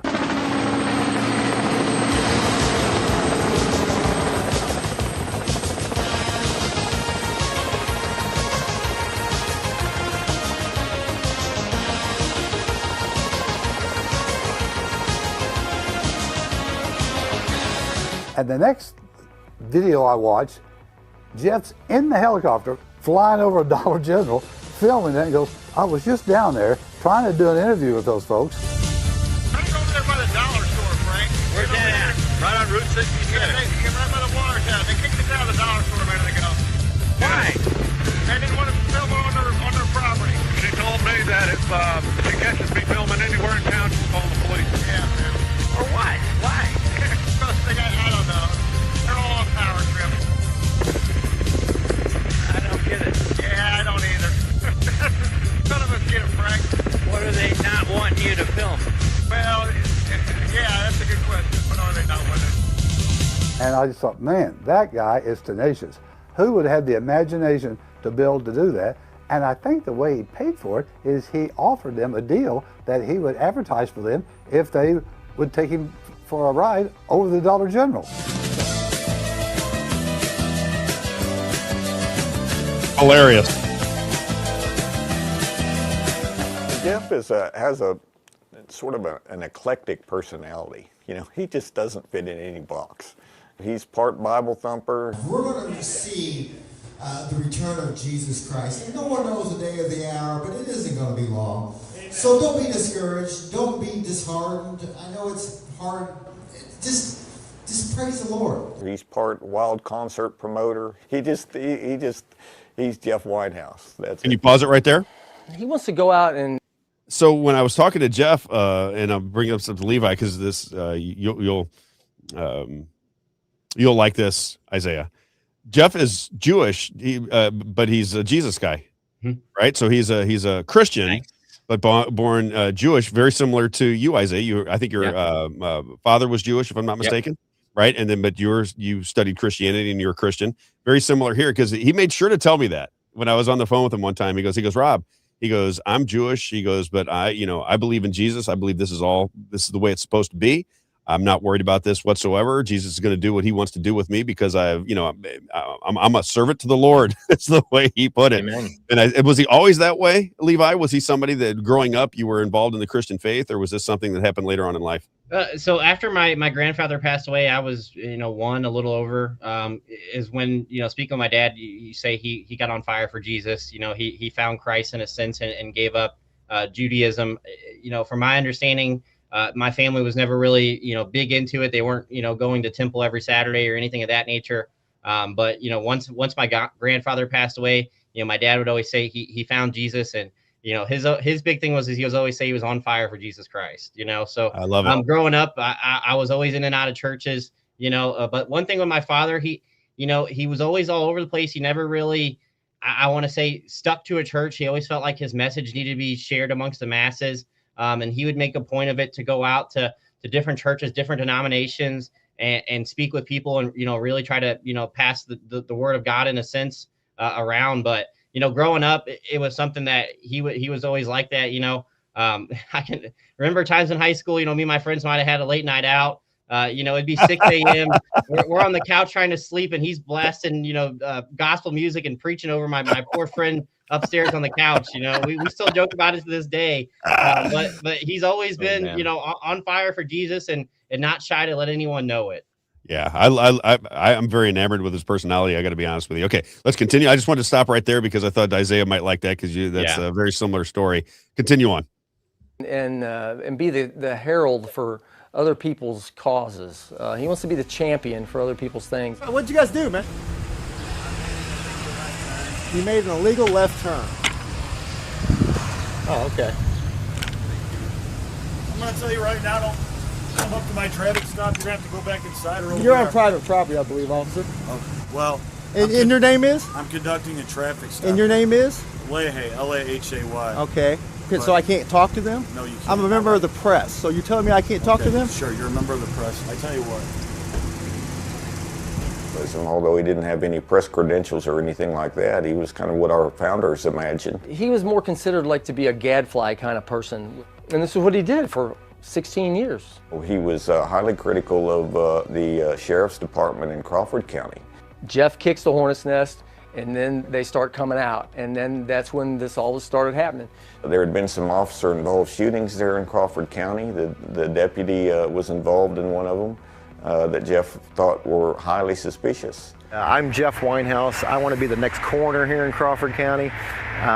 Really don't want to be the coroner, but I've got to run for the office of the coroner. Jeff's running for coroner because he's told me that he's got the goods on somebody down there, and that he needs to be the coroner in order to convene a grand jury that he can get this corruption exposed. In Missouri law, the coroner can conduct an inquest against the sheriff. Like in Crawford County, I know of 2 murders been committed by one cop. He's still on the force. I know of other couple of suspicious murders and some other funky stuff going on down there. And that's why I'm running for coroner. And it was at that time that the officers began targeting Jeff. He kicked those hornet's nests, and that's what happened. They developed these fusion centers after 9/11, and they were anti-terrorism task forces, joint task forces that were set up in many different states. OCAT, Organized Crime and Anti-Terrorism units, worked with the Department of Homeland Security and the FBI in these fusion centers. In 2009, Missouri specifically came under fire for these fusion centers. They would target Muslim groups to say that participation in a Muslim group might be a sign that you're a terrorist. They also targeted what they call constitutionalists. And, anybody with a Ron Paul sticker or a constitutional activist, they were targeting people based on their beliefs or their associations. Jeff Winehouse was one of the people that was being monitored by these fusion centers. We had a staff meeting with Lieutenant George and Lieutenant George Knowles and Lieutenant Satterfield and Bruce Houston from OCAT. It was decided that we would all try to work and get as much intelligence on him if we could. And we might go so far as to put a GPS tracking device on his car and do some other things. He published a video in late August of 2001 that he called "The Party's Over." Bulletin Man sits down finally to join you on August 16, right there. 2012. I am alive. I am well.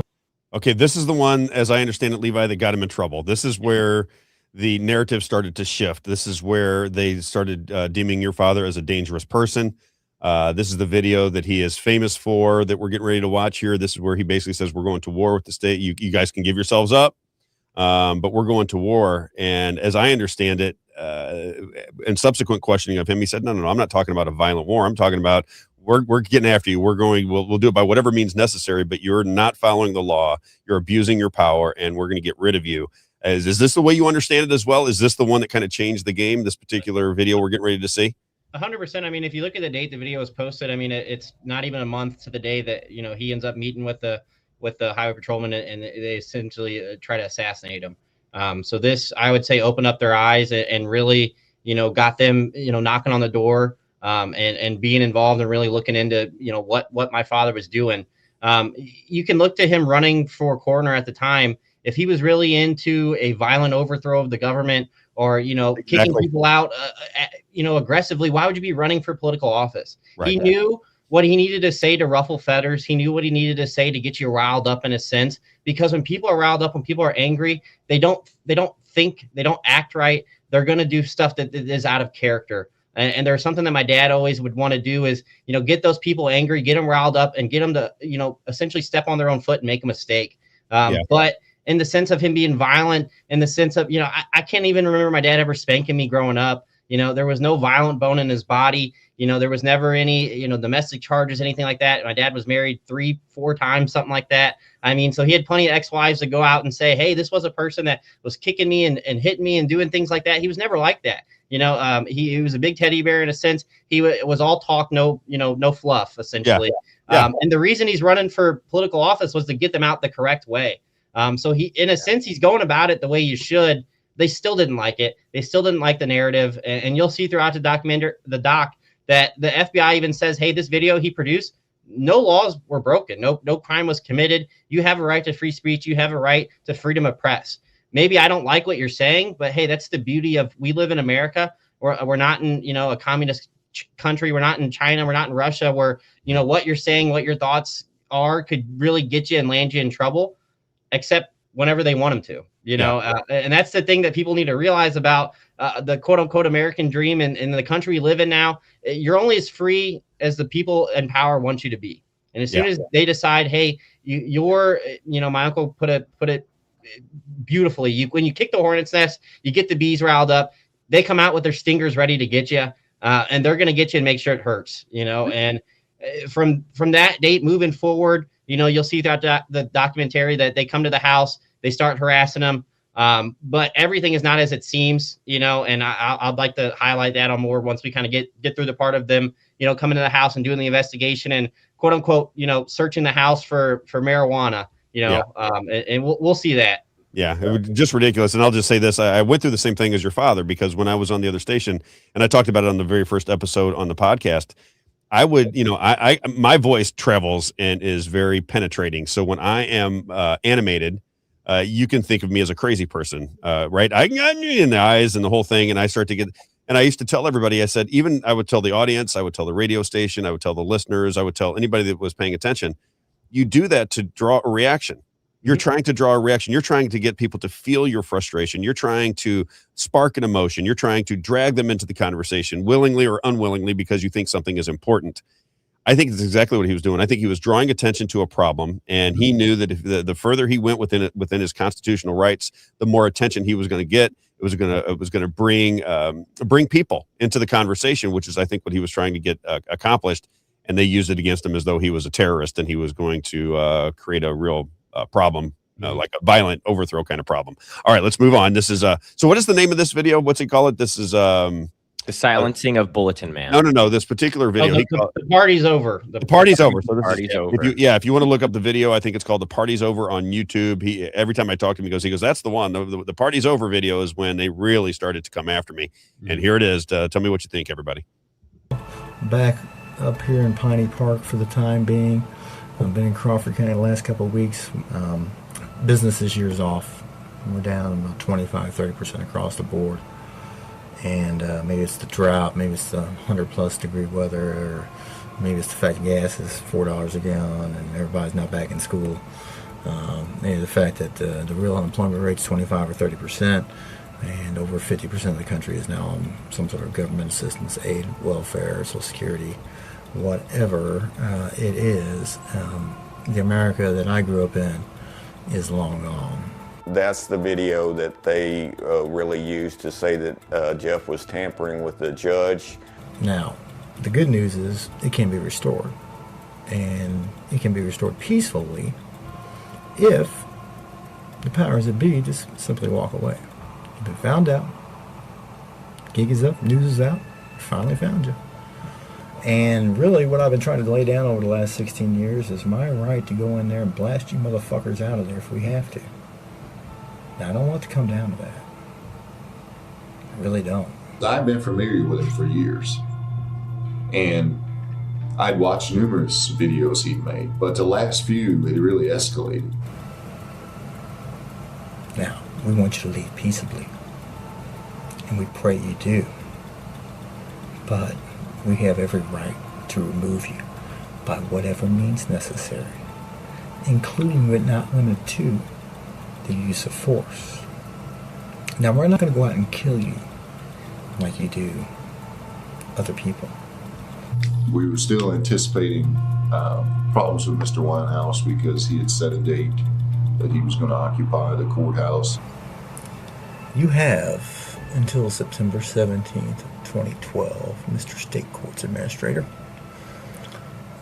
Circuit Judge, Lawyer, Judge, Policeman,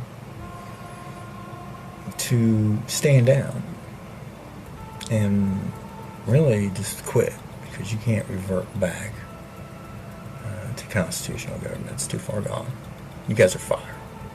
I mean, he had really gone to, you know, the Second Amendment, taking over, it's all right, hanging and executing people. And I mean, he was really getting out there.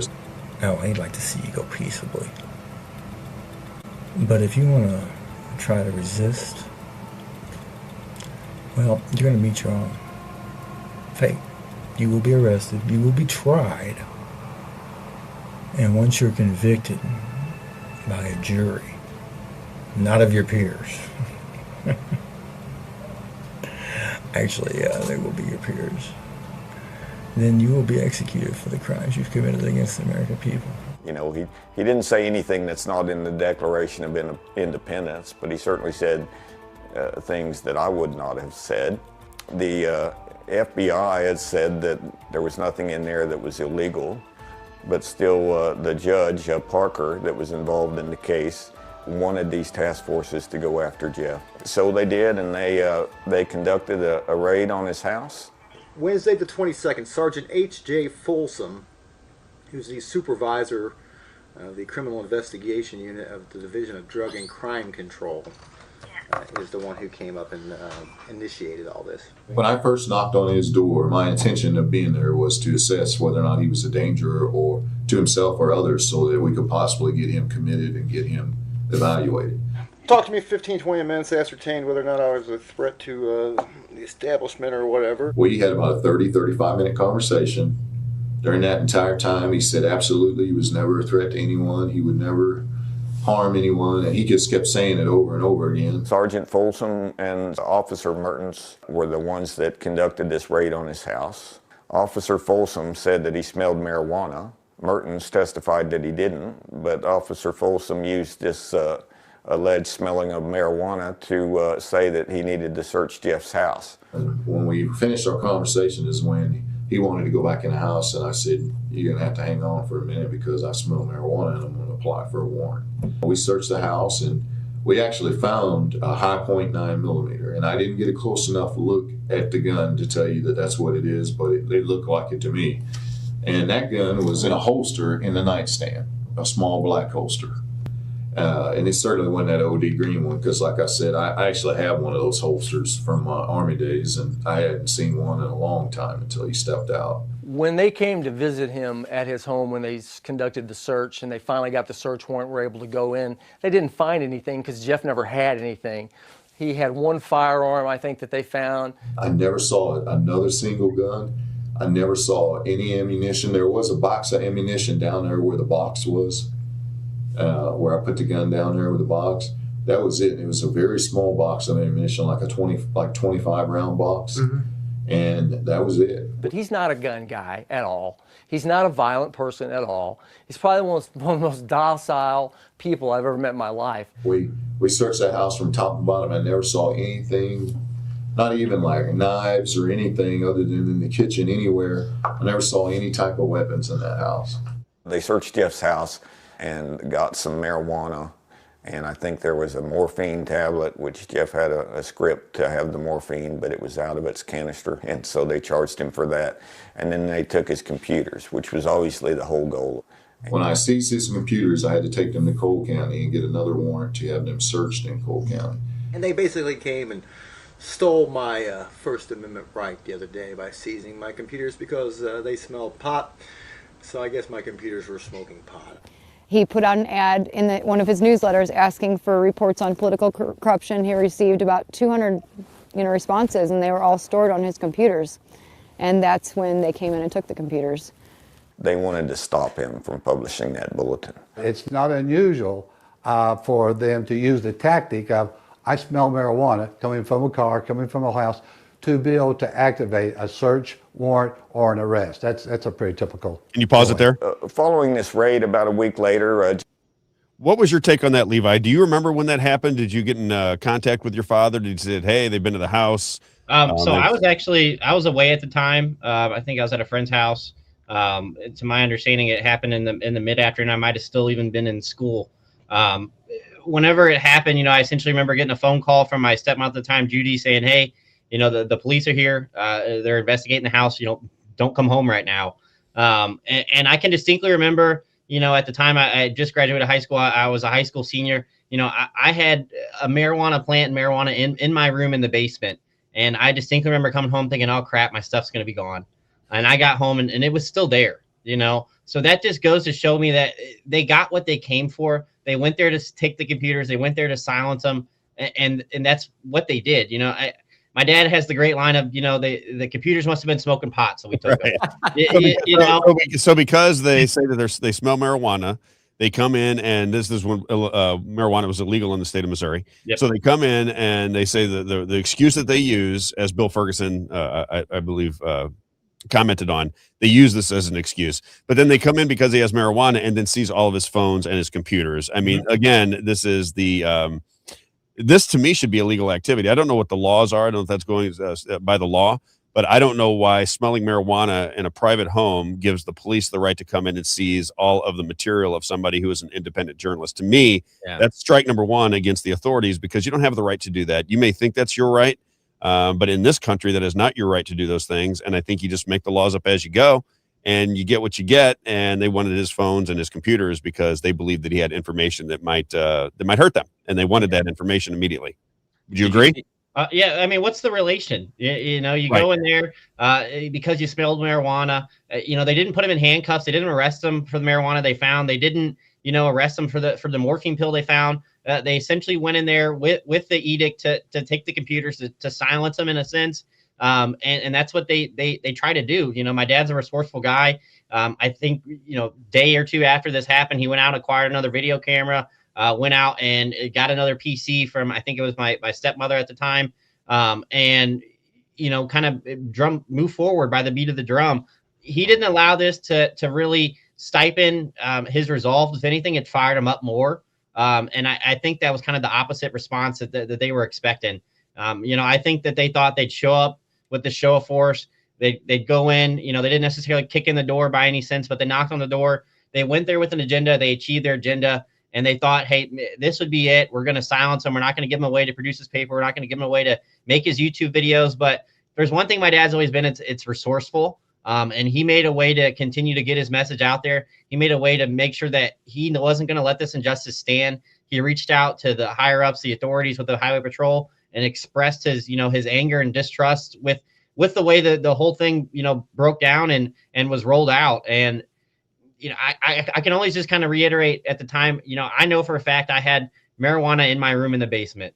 It was not taken. It wasn't removed. You know, I even had a little plant in there in my windowsill. You know, me and my sister, we talk about this to this day, you know, and it was still there, you know. So that goes to show you there was no intent that, you know, they didn't even go in my room at the time. I remember thinking nothing was out of place. Nothing was, you know, out of sorts. So if you're really there looking for drugs, you're there to try to seize illicit and illegal materials, why not search the entire house? You know, right? What does the gun in the drawer have to do with pot? You know, and I don't know if you guys caught this there, but Folsom lied. He said, hey, the gun wasn't in the green holster.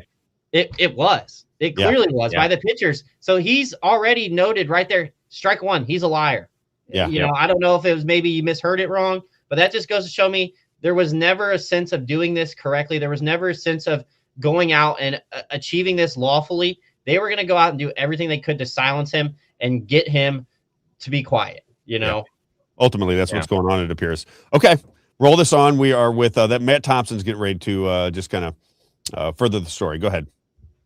Jeff called the Missouri State Highway Patrol office, and he complained. Hey, is the colonel available by any chance? We can give it a try. Yeah, let's give it a try.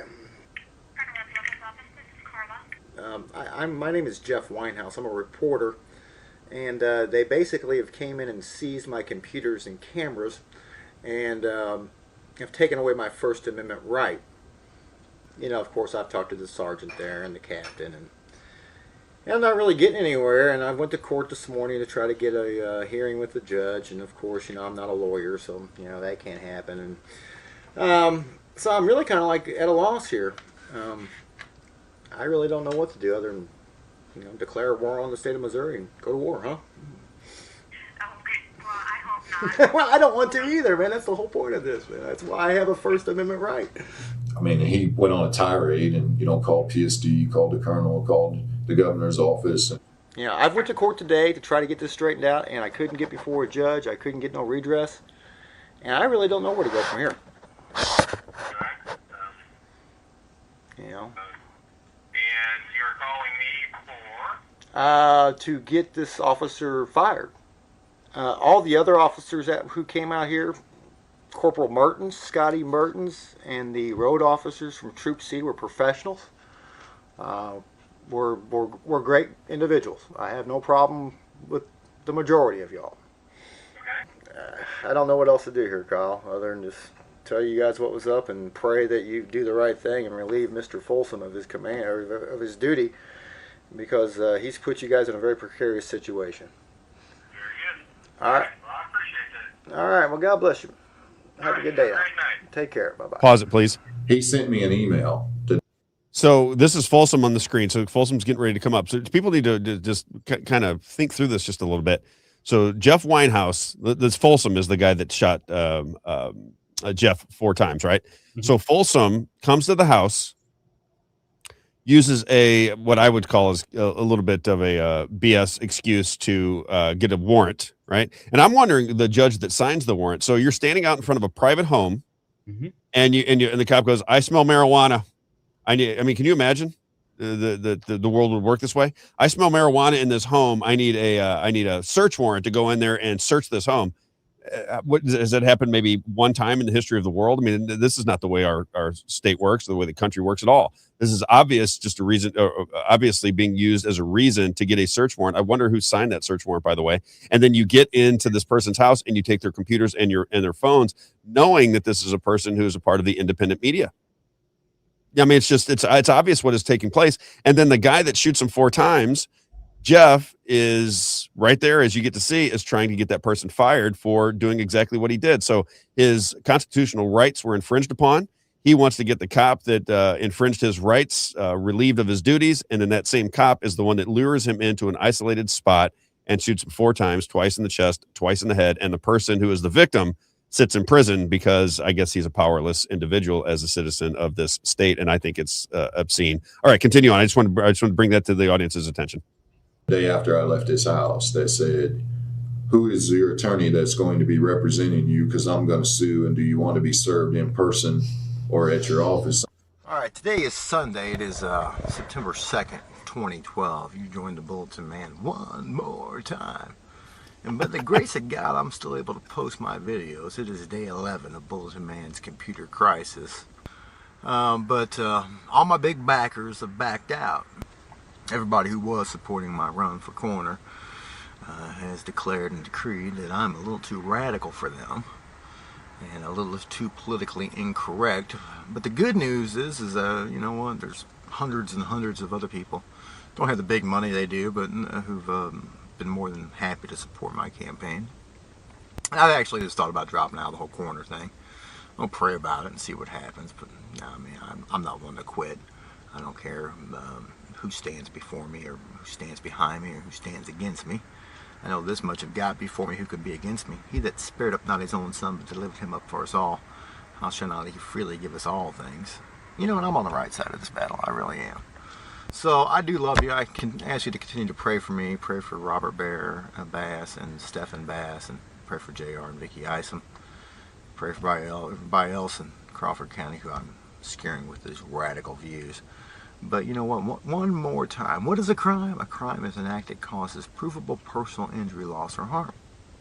Who are the criminals? Those who are causing provable personal injury, loss, or harm. Now, is that really that hard to figure out? Just think about it. You'll get it. See ya. That was in late August, early September, and then on September the 11th of 2012, the officers, Folsom and Mertens, invited Jeff into a ruse.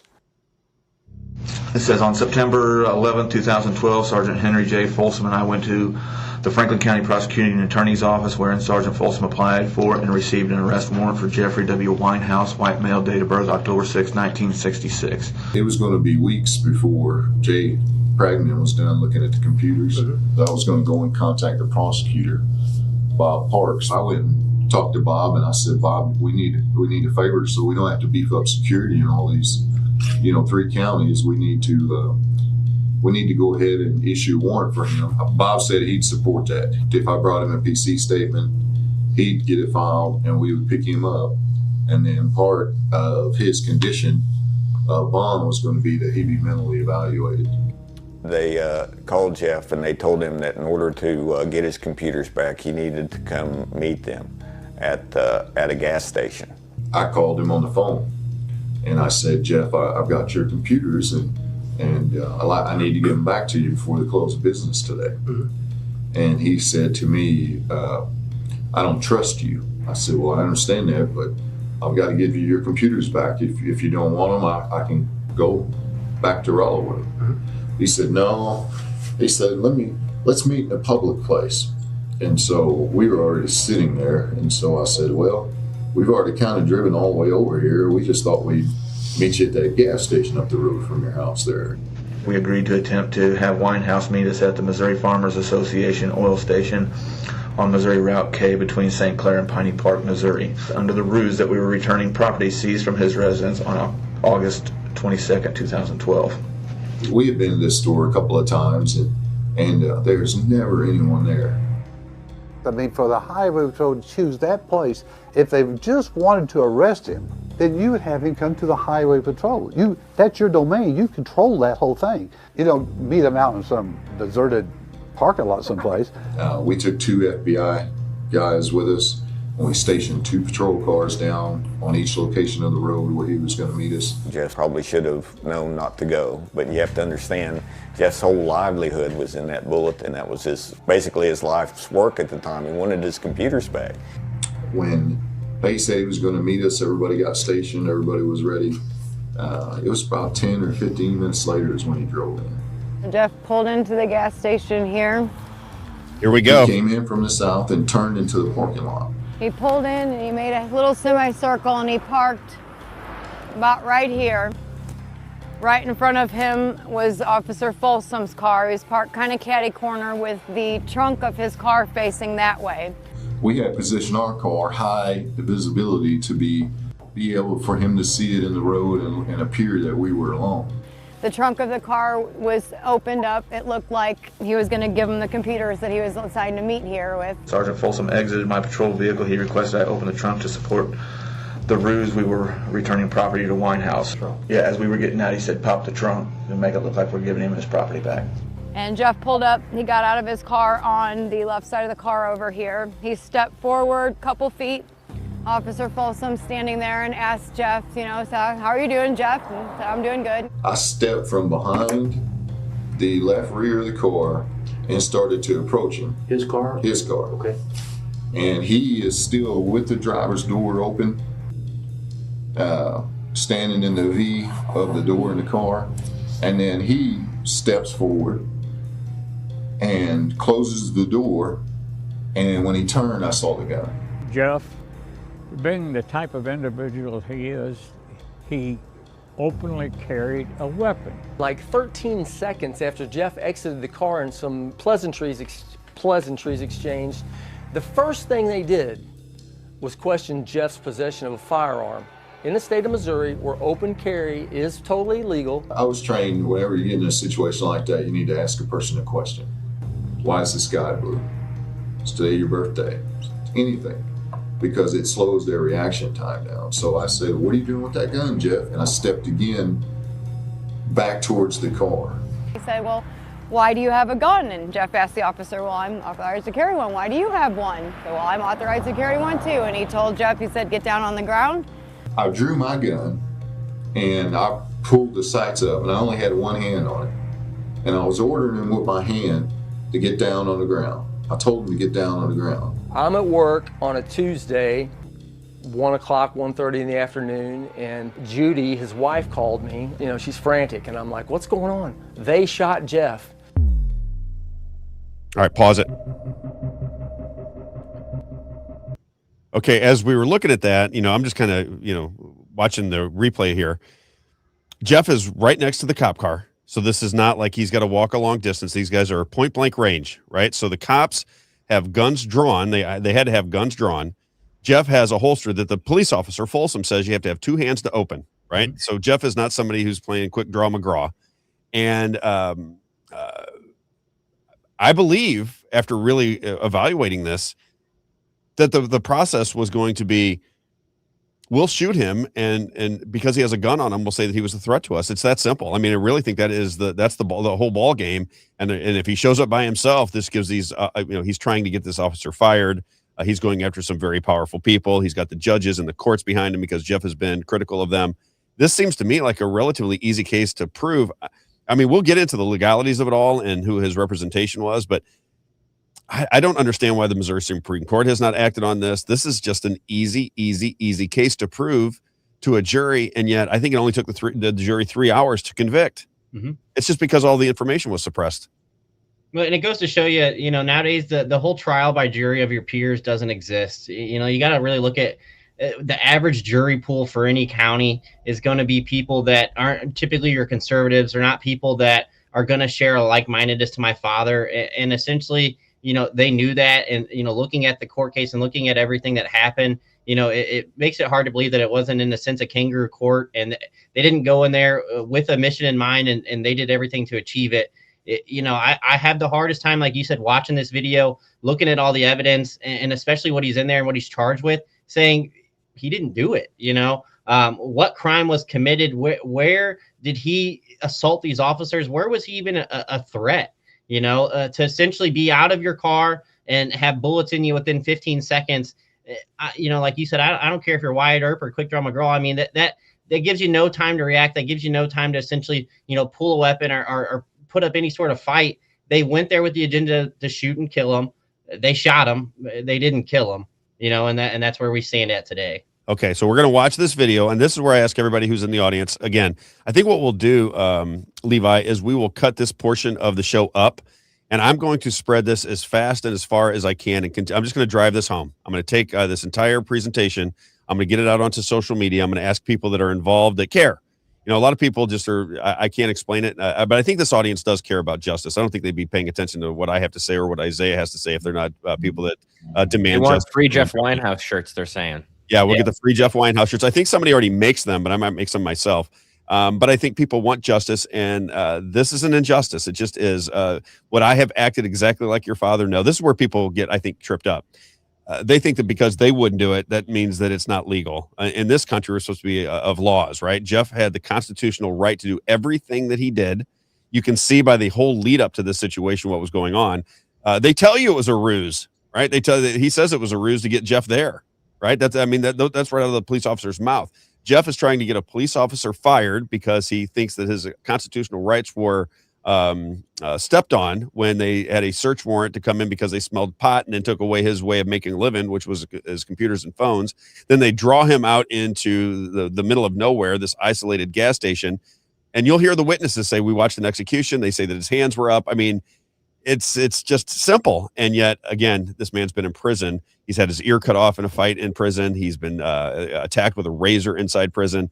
He's been put in solitary confinement for people calling the prison asking for, his freedom and his release. I mean, they have not made his time, in incarceration easy. He's sitting in a max prison with killers and rapists and, people that have actually committed crimes and hurt people. Meanwhile, this guy's sitting in there for essentially ruffling the wrong feathers and getting the people that, had the power at the time to ruin his life, riled up and ready to ruin his life. Yeah, I agree 100%. And how do you feel about it when you look at this, Levi? Because we're getting ready to watch this. I know this will not be easy for you, but as we get ready to watch the shooting of your father, when you lay your head down at night or over the course of the past 13 years, is it sadness? Is it anger? I mean, what is the emotion that you have toward the people that are involved in this? How do you feel about just the community, the courts, the law?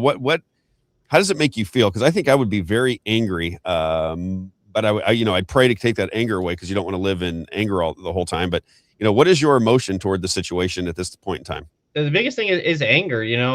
Watching the video, I remember when the documentary first came out and I watched it for the first time, it made me emotional to sit there and really kind of watch it and think that these people, went out and essentially tried to, murder my dad, and they didn't do it, but they did everything, to essentially do it as far as silencing him, putting him in prison.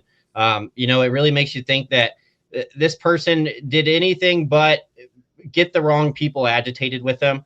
And in a sense, it's ruined his life, impacted my life, and impacted, my family's life, moving forward. And as far as the emotion goes, anger is the best way to put it. You can't be sad about a situation that people had the control of to fix, and people have the control to, and essentially right now right the wrongs of the past. So for me, it's anger at the state of Missouri, anger at Folsom for, putting himself in the situation and then sticking, to his guns in a sense and saying he's completely justified. We'll see here in the video that the FBI goes on record and says, whatever he was committed or convicted of at the time, the whole reason they went to meet with him was not unjust. There was no laws broken. So you look at the whole root of why they even started talking to him has been shown that was an injustice, that it wasn't right. So how, if the root of the problem, we've went on record, we've acknowledged it's not right, how can everything moving forward then still just be, pushed under the rug in a sense? This is what happens. This is, whenever you go against the authoritative figures and they're able to silence you and nobody sticks up for it, That's what I'm trying to get done. I mean, you're right where I'm at. I keep saying to the people in the state of Missouri and the people that actually care about justice, you got to stand up. You can't be fearful. This will be on your doorstep at some point. If this is the way, and one of our listeners said this is the way the system works, Rob, and maybe it is. Maybe I'm just naive to it and I'm starting to recognize what's going on here, but this is just an incredible injustice. And the people of Missouri, generally speaking, are they're good-hearted.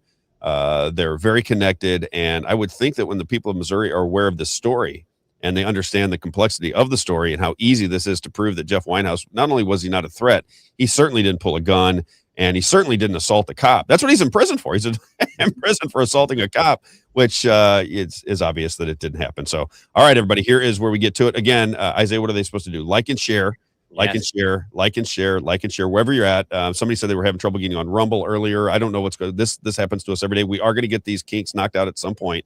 Somebody texted me and said Rumble. Oh no, it's on Rumble. Yeah, I think it's on. But they said they were having trouble finding it or something of that nature. So, share, subscribe. We're going to bring you a lot of stories that I think we're going to blow people's minds, and we're going to stay on this one. This and the MMTLP story, the elections. There's certain things that we're just going to drive home until we break people's will to fight against what is their own better interest, in my opinion. Yeah, Levi, I'd love for you to send us the address of that gas station. So that we can go down there when Rob's in town, because it shouldn't be too far from my house here in St. Clair. No, it's right off of Highway K there in St. Clair. So if you know where the BP's at, you make the right onto Highway K. From my understanding, the gas station hasn't been in business from the time shortly after my father was shot, but it's still there. You can see later on that the cops go in, they talk to the worker. They say, "Hey, do you got any outside cameras? Do you have anything that somebody may see what's going on? Why is there no dash cam footage from the patrol vehicles? They park their cars like this so you can't see it. You look at, if my dad didn't have the watch camera." Well, that's a great point. I didn't even think about that, because the car's parked to block him. So the camera that would be parking out of the police officer's car is pointed away from what's happening. Very interesting. I didn't even think about that. They're pointed at each other. They made sure that gas station did not have outside surveillance. They didn't meet him at the BP up the road. They got 40 cameras outside. Everybody would have seen this. They would have said, "Hey, you shot this guy within 15 seconds. Where did he go for his gun?" They wanted to make sure that the narrative could be controlled, that they could essentially go in and say, "This is what happened. We were scared. We had to shoot him." And in a sense, the cops go, they even step on their own foot. They go, "We went to the gas station expecting nobody to be there." Guys pull up in a truck. Yep. They're working on gutters. There's a guy across the street doing yard work. This did not play out the way that they wanted it to. They wanted to meet at this isolated situation. They wanted nobody to be there. They wanted only the authoritative eyes, and to essentially be able to control the narrative.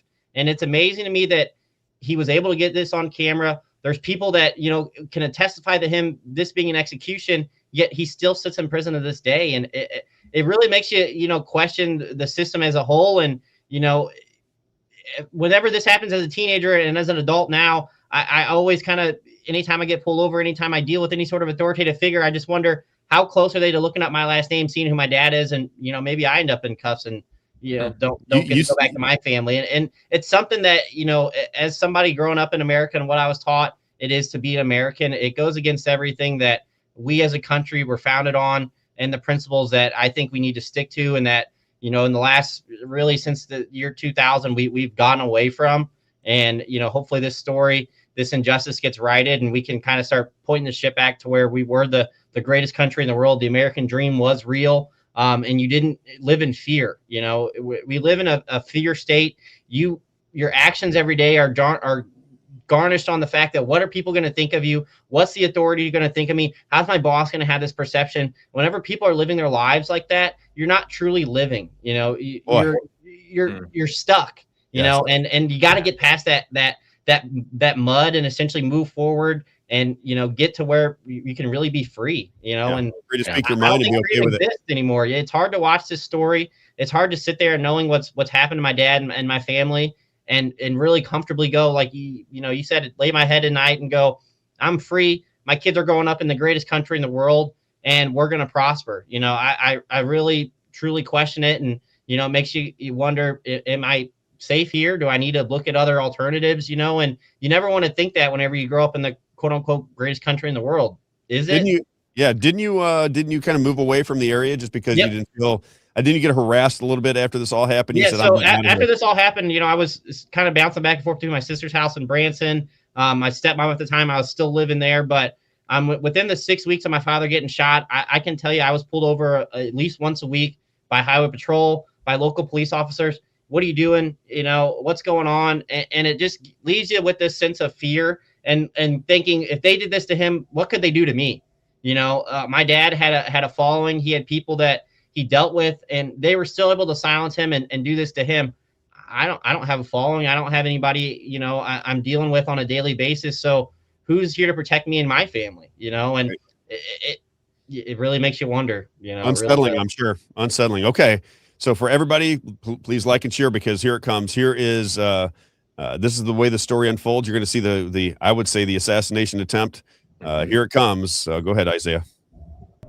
Highway patrol officers say they had opened fire during a confrontation with an armed man. He's a man known for his criticism of government. Do you know how many times you fired? I fired 4. I fired 2 chests, 1 head, 1 head. When I fired the 2 rounds to his chest, I mean, it was immediate. It was just, you know, I double tapped and fired the one to the head almost, you know, instantaneously, as fast as I could. I'm told that he was meeting 2 troopers, a prearranged meeting, but he came armed with a gun. After I shot 2 to the chest, 1 to the head, and his eyes rolled back in his head, I didn't think he was ever going to be able to pull that weapon out. I saw the 2 rounds hit him in the chest. When I fired those rounds, I saw his eyes roll up in the back of his head, and he kind of swayed backwards. And so I fired the 3 shots, and after I heard the other shot, I scanned everybody, everything there, and I looked back at him. He still had his hand on the damn gun trying to pull it out, so I fired 1 last shot to his head. I put the front sight blade right on his head and squeezed the trigger. The highway patrol says that he got out of his car and was armed and then started walking toward the troopers. There was a confrontation, and then the troopers opened fire. Sergeant Folsom says that Jeff approached them at the gas station and he was gunning the gas on his car and spinning around them in an aggressive way. When I saw him pull in, he gunned it. He said that he ripped his seatbelt off and opened the door in an aggressive way. And he ripped open the door and threw off the seatbelt like they train you to do in the academy. I mean, he wanted that belt off. He was out on his feet staring back at us. He's trying to characterize Jeff as this crazy person. At first, I thought maybe he was going to try to ram us the way he was driving. Unbeknownst to the officers at the time, Jeff had the entire thing recorded on his spy watch. 9/11/2012, Sergeant H.J. Folsom called me back, and supposedly they're going to give me my computers. Glory, glory, hallelujah.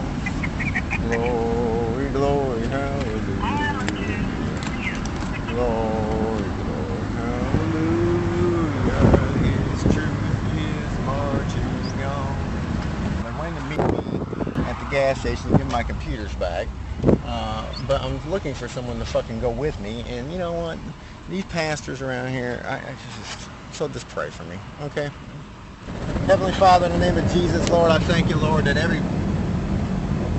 no weapon formed against us shall prosper, Lord. Whatever these people are plotting and planning, if it's nefarious, Lord, if it's not of you, Lord, cancel it and cast it down in Jesus' name. I thank you, Lord, for exceedingly abundantly above all we could ever ask or think, Lord, as we loose the wealth of the wicked. Plead my cause, O Lord, that they would strive with me to fight against them, to fight against me. Take hold of shield and buckler, Lord, and stand up for our defense. Stand up for our defense. Stand up for our defense. In Jesus' name we pray, and all God's children said, amen. All right, well, they're here, and I'm pulling in here. All right. Thank you, Lord. I praise your day, Jesus. Glorify you.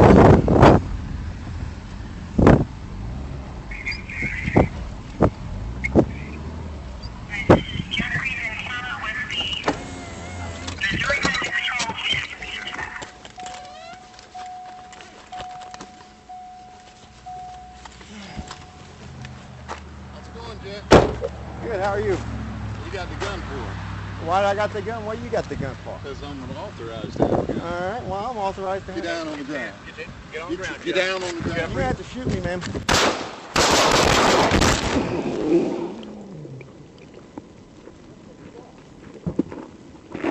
You still got the gun, Scott. I got him. Yeah, police, FBI, highway patrol. Within 13 seconds of getting out of the car, he had been shot 4 times, twice in the head and twice in the chest. You don't have to shoot me or you have to shoot me. There's been debate both ways on that. I said, Jeff, get your hand off the gun. And he said, you're going to have to shoot me. Jeff put his hands up, said, "You don't gotta shoot me, man." Get down on the ground. Get on the ground. Get down on the ground. You have to shoot me, man. Folsom's side and the prosecution, they say that Jeff said, you're going to have to shoot me, man. You have to shoot me, man. Jeff told me what he said was, you don't have to shoot me, man. And that's what I hear. You have to shoot me, man.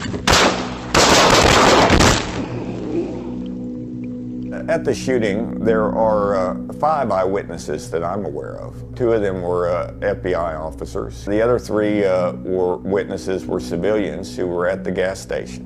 And we had been to this store a couple of times, and there's never anyone there. All of a sudden, before he showed up, these 2 guys pull in with a flatbed truck and are standing on the back of it trying to fix the gutters. Marty Leach gave an interview to Jeff's original lawyer team the day after the shooting.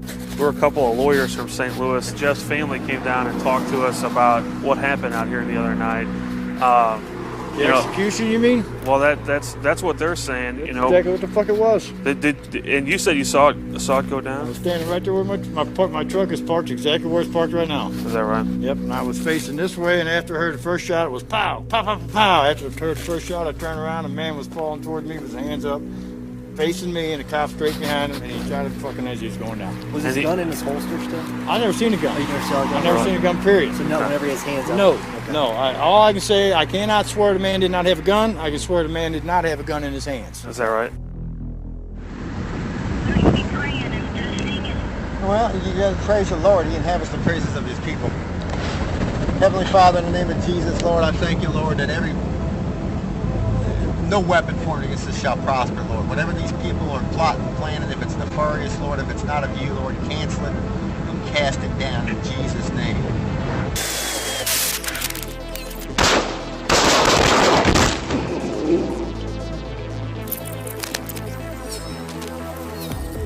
We're at the MFA oil station on Route K, about 1.5 miles above the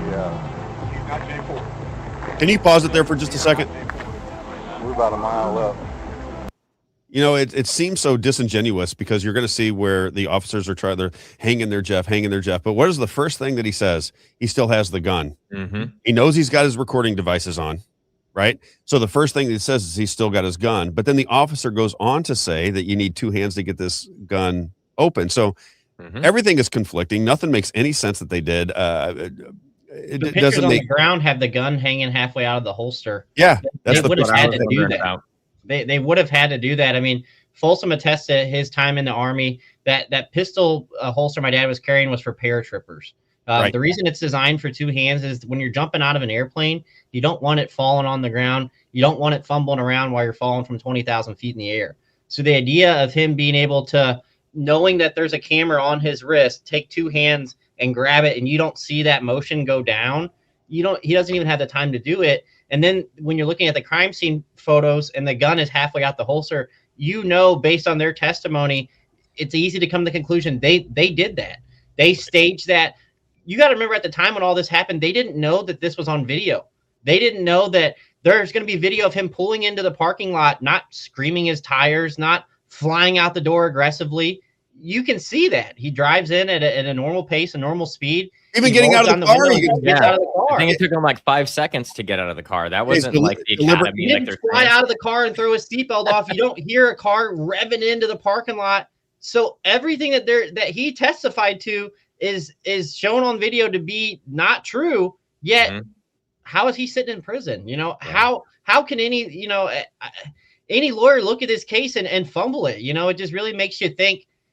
There's more to the story. There's a narrative that, you know, is being played out that they were told no matter what, this guy's going to jail. This guy's going to prison. God forbid he gets out. God forbid he gets exonerated for us shooting him. What's going to come next? You know, Imagine if he didn't get convicted. Imagine if he's sitting out free to this day. Every person in power, every attorney that general at the time, every, police officer that was involved with this would be fired. Their lives would be ruined because they tried to ruin this man's life.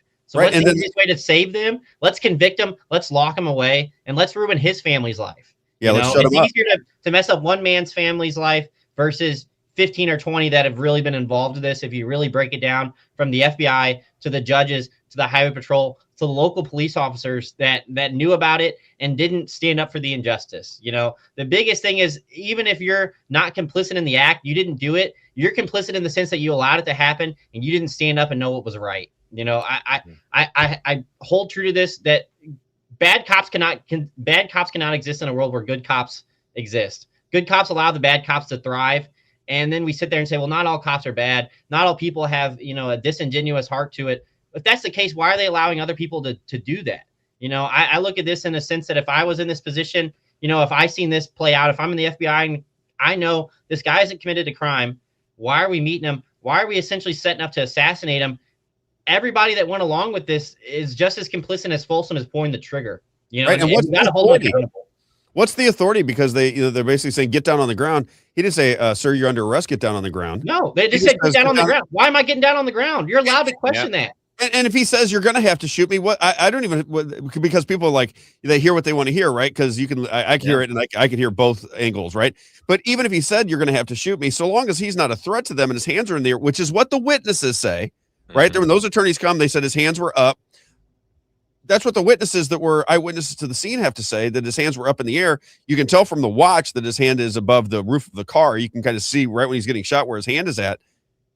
This, again, it's frustrating because it just seems so obvious that this man was not a threat to anybody. They shot him. They brush it under the rug. He gets kind of this ridiculous trial where he doesn't have enough money to fight the prosecution. And you got an innocent man who was a journalist, which is, something that's near and dear to my heart. You got him sitting in a prison for 13 years on a sentence of 30, no parole until 25 years. I mean, they threw the book at this guy like he was Jeffrey Dahmer. It's just unbearable that nobody cares. People that get lighter prison sentences, I mean, like I said, it's crazy to me sitting in a supermax prison, with people that have raped, murdered, killed, and they probably are going to get out before he is, and it just goes to show you that the narrative has been drawn and it's been played out exactly how they want it to. And, and it's our duty to get this out there, get people to see it, get eyes on the story, and essentially, right this wrong. I mean, it's our duty. We have to.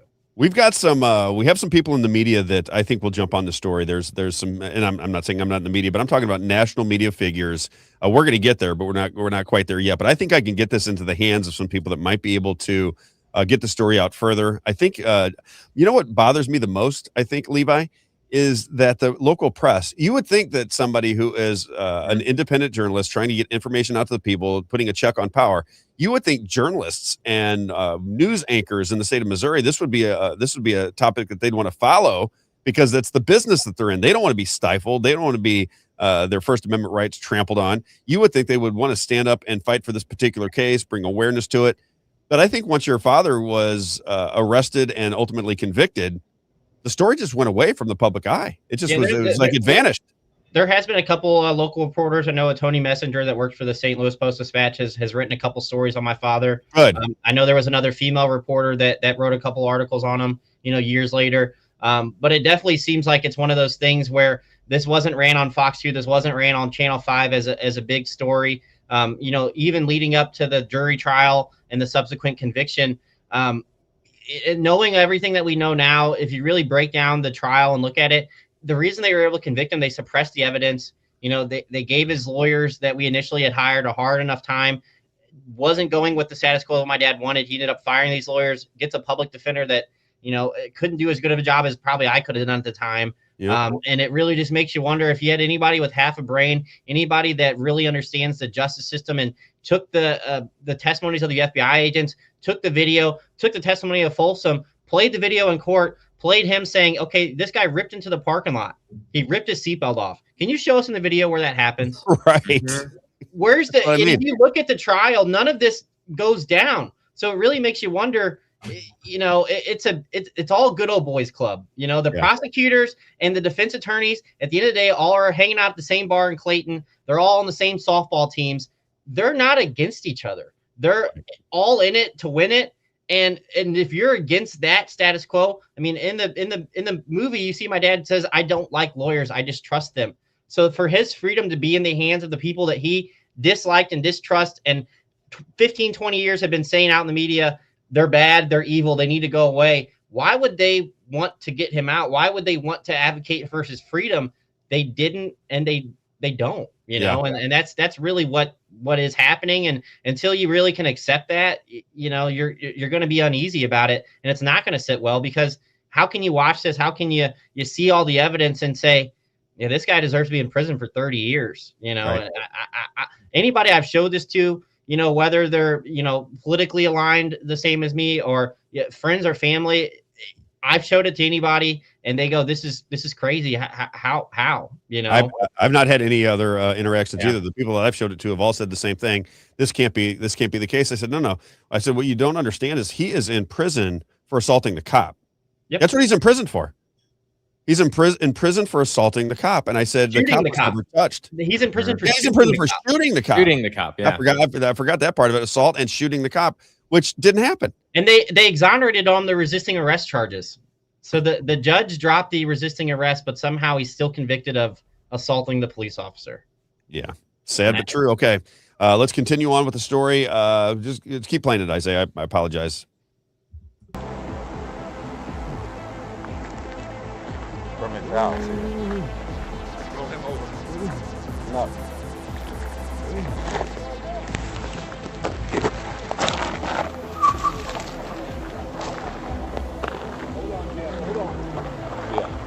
Now they're trying to save him, apparently. They don't call for the ambulance for about 2 to 3 minutes after they shot him. You can hear that. All right, I'm gonna hang out now. Stay with us. Stay with us, Jeff.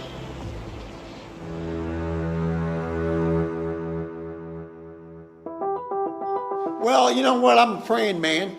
I believe in miracles, and I believe that God took care of it that day. It's a miracle. This one here should have took my head off. I'm Jeff Winehouse. I'm a political prisoner. On 9/11 of 2012, the state of Missouri tried to kill me and silence me. And by the grace of God, I'm still alive to tell my story. I was shot once right here. It skipped out the top of my head. Shot at the back of the neck where it entered in and went around my spine. Shot once in my chest, about 8 inches from my heart, and then it went, collapsed my left lung, and then shot in the shoulder. So shot twice in the chest and twice in the head. 18 days later, I wake up in the hospital. I'm knocked out. They put me in a medically induced coma. So I have no recollection from the time I'm shot till the time I wake up out of the coma. They said, oh, no, they moved him. They moved him to a rehab facility. I'm like, moved him? Last time I saw him, he wasn't even conscious. Yeah, they were shot with 40 caliber. They shot to kill. 2 to the head and 2 to the chest are kill shots. But it literally touched my temple and skipped off the top of my forehead. After Jeff had been released from the rehab facility, he came to live with my wife and I at our home in Peevely. And he was there for about 30 days with us. They had an arraignment on October the 31st. I was released from the hospital on October 11th. So 30 days I was in the hospital. And then I got out of the hospital and I was out for 3 weeks. And then I went into the court on November 1st. Because we'd been talking to these attorneys that Jeff had been meeting with that said that it looked like everything was going to go well. They were adamant that Jeff had a legitimate case, and they were adamant that you should just go and turn yourself in and they'll probably get you a low bond and you can get out of prison, you get out of jail, you know. I drove him down there on Halloween night, assured him everything was going to be fine. And then that's when they charged me with attempted murder or first-degree assault. In Missouri, there's no attempted murder, it's first-degree assault. I was charged with 2 counts of that and 2 counts of armed criminal action. They nailed him with this high-ass bond. $250,000 bond and or $50,000 cash only. And so Jeff couldn't make bond. We didn't have the money to do it. Coverage you can count on. This is 18 Eyewitness News. Bulletin Man will go on trial in April. 46-year-old Jeffrey Winehouse was indicted last year on 2 counts of assault on a law enforcement officer, 2 counts of armed criminal action, and resisting arrest in connection with an incident that occurred September 11th when he was shot. The case also includes his prior charges from August of possession of a controlled substance, tampering with a judicial officer, and misdemeanor possession of marijuana. Over the years, Winehouse has criticized Southeast Missouri officials through internet blogs, YouTube videos, and bulletins. Now, an important part of the background here is that Jeff does not like attorneys. My big problem with America is the lawyers. Jeff doesn't like them at all. We couldn't get along very well, so they withdrew. And then he was attorneyless. And then he was trying to represent himself. We, as a group of people, had raised about $4,100 to help Jeff pay for an attorney. Hate to say it, but he got a pathetic defense attorney, Hugh Eastwood. Jeff's wife at the time got a hold of Hugh, and they hired Hugh. At the shooting, there are 5 eyewitnesses that I'm aware of. 2 of them were FBI officers who testified that they saw Jeff from his right side and that he never reached for a gun. There are 2 FBI agents, Cunningham and Marshak. Mr. Eastwood had opposed both of them, and neither one saw a weapon on me, much less me trying to draw it. Both of those guys in their depositions have testified that they did not see Jeff reach for a gun. They're swearing that Jeff never even made a move to remove his gun from the holster. This lawyer, this particular lawyer, never even called them as witnesses. They're sitting in the audience. They could have been called as witnesses, never even called them. The FBI should have been called. They saw the whole thing. A jury would have believed the FBI guys, and I insisted that my lawyer call them, and he just ignored me. When you first receive your stun cuff, make sure it is fully charged by plugging it into the charger provided. I couldn't make a big deal about it because I didn't want to get shocked. To strap on the stun cuff, take the included standard handcuff keys and insert the key in the hole on the side of the stun cuff. For the first time in their history, the county ordered these special shock cuffs. They fitted Jeff with these cuffs on his ankle that nobody could see, but that were capable of delivering an 80,000 volt charge. To fire the stun cuff and trigger the electrical shock, press the on button. Then, within 10 seconds, press the fire button. The way these tasers are set up, if they shock you with a taser, I mean, you're going to defecate yourself. It's not a pleasant feeling. It's been said in the literature that these can cause a person to urinate or defecate on themselves. It could even possibly be fatal. The fire button can be held down for longer shock. You know, they could have juiced him at any time. Stun only as long as needed for compliance. He was muzzled. He could see the bailiff whenever he would try to say something, showing him the switch to these shock cuffs. Demonstrate the stun cuff to the prisoner before strapping it on. The prosecuting attorney told the bailiffs, zap him if he gets out of line. They have no purpose as far as physical restraint. Jeff was physically restrained in the courtroom. There was no way he could harm anybody. Should your cuff fire for no reason, press and hold the on button until the stun cuff is shut off. Their purpose was to prevent him from testifying in his own defense. Well, yeah, I mean, the whole point of the taser was to keep me silent and to intimidate me the whole time. They tried to make Jeff look crazy because of what he said in these YouTube. But even after Jeff was convicted and put into jail, very strange things kept happening in Crawford County. In a town south of St. Louis, a man shot in the head and then buried in a backyard. But for a year and a half, his sister says no one cared. Now she's asking, did police protect a killer? News 4's Lauren Traeger is in Bourbon getting answers in part 2 of her exclusive, in-depth News 4 investigation. Why did it take an outside agency to come to justice? You see, the murder suspect, Deacon Zelch, is the son of Crawford County Sheriff's Deputy Vernon Zelch, well known in the community with a lot of friends in law enforcement. Bourbon's chief, Paul Satterfield, was a detective in the Crawford County Sheriff's Office. And Paul Satterfield was an associate and friend of Vernon Zelt. Paul Satterfield was also a deputy on the Crawford County Sheriff's Department at the time. Paul's proximity to corruption is evidenced in this case, and there have been several more. When Jeff discovered the case in Crawford County, when he decided to run for coroner, it was all due to Paul Satterfield, who was a sheriff's deputy, I believe, there, who is the relative of Sean Satterfield, who is the state patrol supervisor of Henry Fulton. Like in Crawford County, I know of 2 murders been committed by one cop. He's still on the force. I know of other couple of suspicious murders and some other funky stuff going on down there. And that's why I'm running for coroner.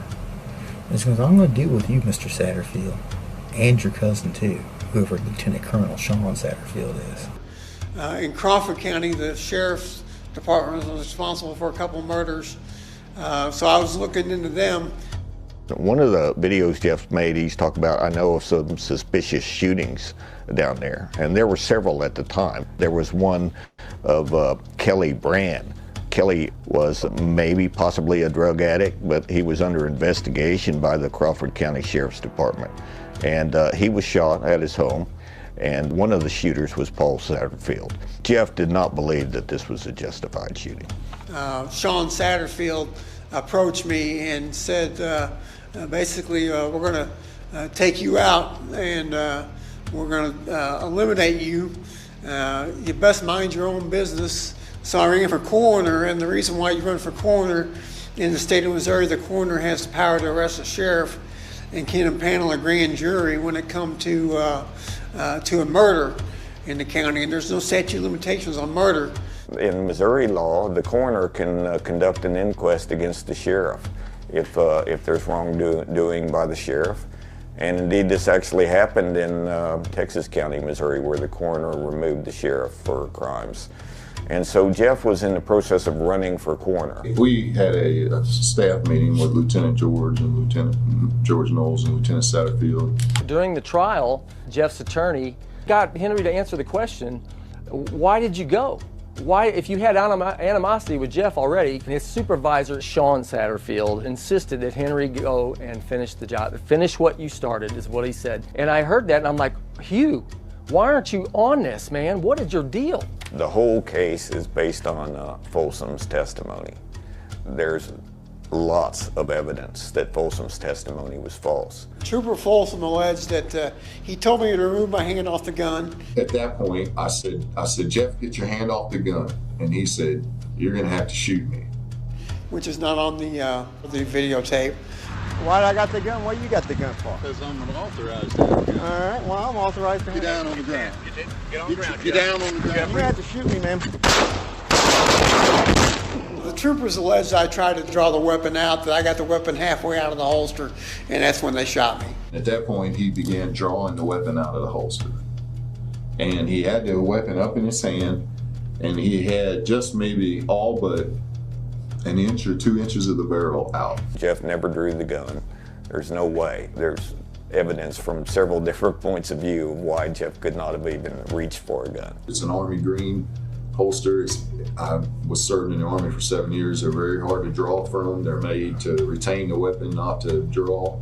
And I saw it, and I saw a big black gun. They use it so that there's no way that the gun can ever accidentally come out of the holster. It actually takes 2 hands to open this parachute holster.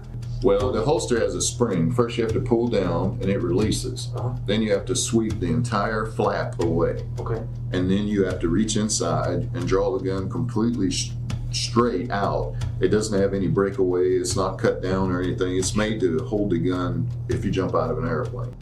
If you look in detail at that Spy Watch video, the angle of the view was up over the top of the Subaru, indicating that just like the eyewitnesses said, Jeff had his hands in front of it. If Folsom is correct, and it takes 2 hands to get the weapon out of the holster, then one of those hands is above the door of the car. It could not be assisting in getting the weapon out. You have to shoot me, man. The troopers alleged I tried to draw the weapon out, that I got the weapon halfway out of the holster, and that's when they shot me. Officers arriving on the scene, 10 minutes later, looked down at the holster on the ground and said, "Is that a gun in there?" Huh? Is there a gun in there? Yeah, there is. You leave it right there. Okay. So the gun was in the holster. Is there a gun in there? Crime scene photographs. Wow. The weapon is probably halfway out of the holster. Then that means that someone pulled it out for the photograph. It would suggest that the crime scene had been manipulated. Jeff didn't get as good of a legal representation as he should have. I think anybody in the first year of law school could have won that case. What was the result of it? Well, Jeff Winehouse never assaulted anybody. He never got his gun out of the holster. He got shot 4 times and went to trial and was sentenced, I believe, to 30 years. I was acquitted of assaulting Corporal Mertens. I was acquitted of tampering with the judge, and I was acquitted at trial for resisting an arrest. The judge told the prosecutor that they never even said I was under arrest, so how can you resist if you're not under arrest? They found me guilty of assaulting Sergeant Folsom. They found me guilty of armed criminal action. They found me guilty of possession of marijuana, and they found me guilty of possession of morphine. The prosecuting attorney, what charged me with originally was assaulted Sergeant Folsom by shooting him.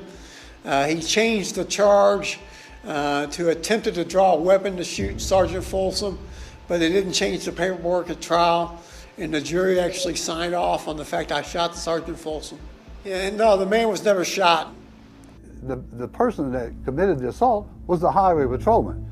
Actually, they sentenced me to 30 years with armed criminal action and 30 years for assault in the first degree against Sergeant Folsom.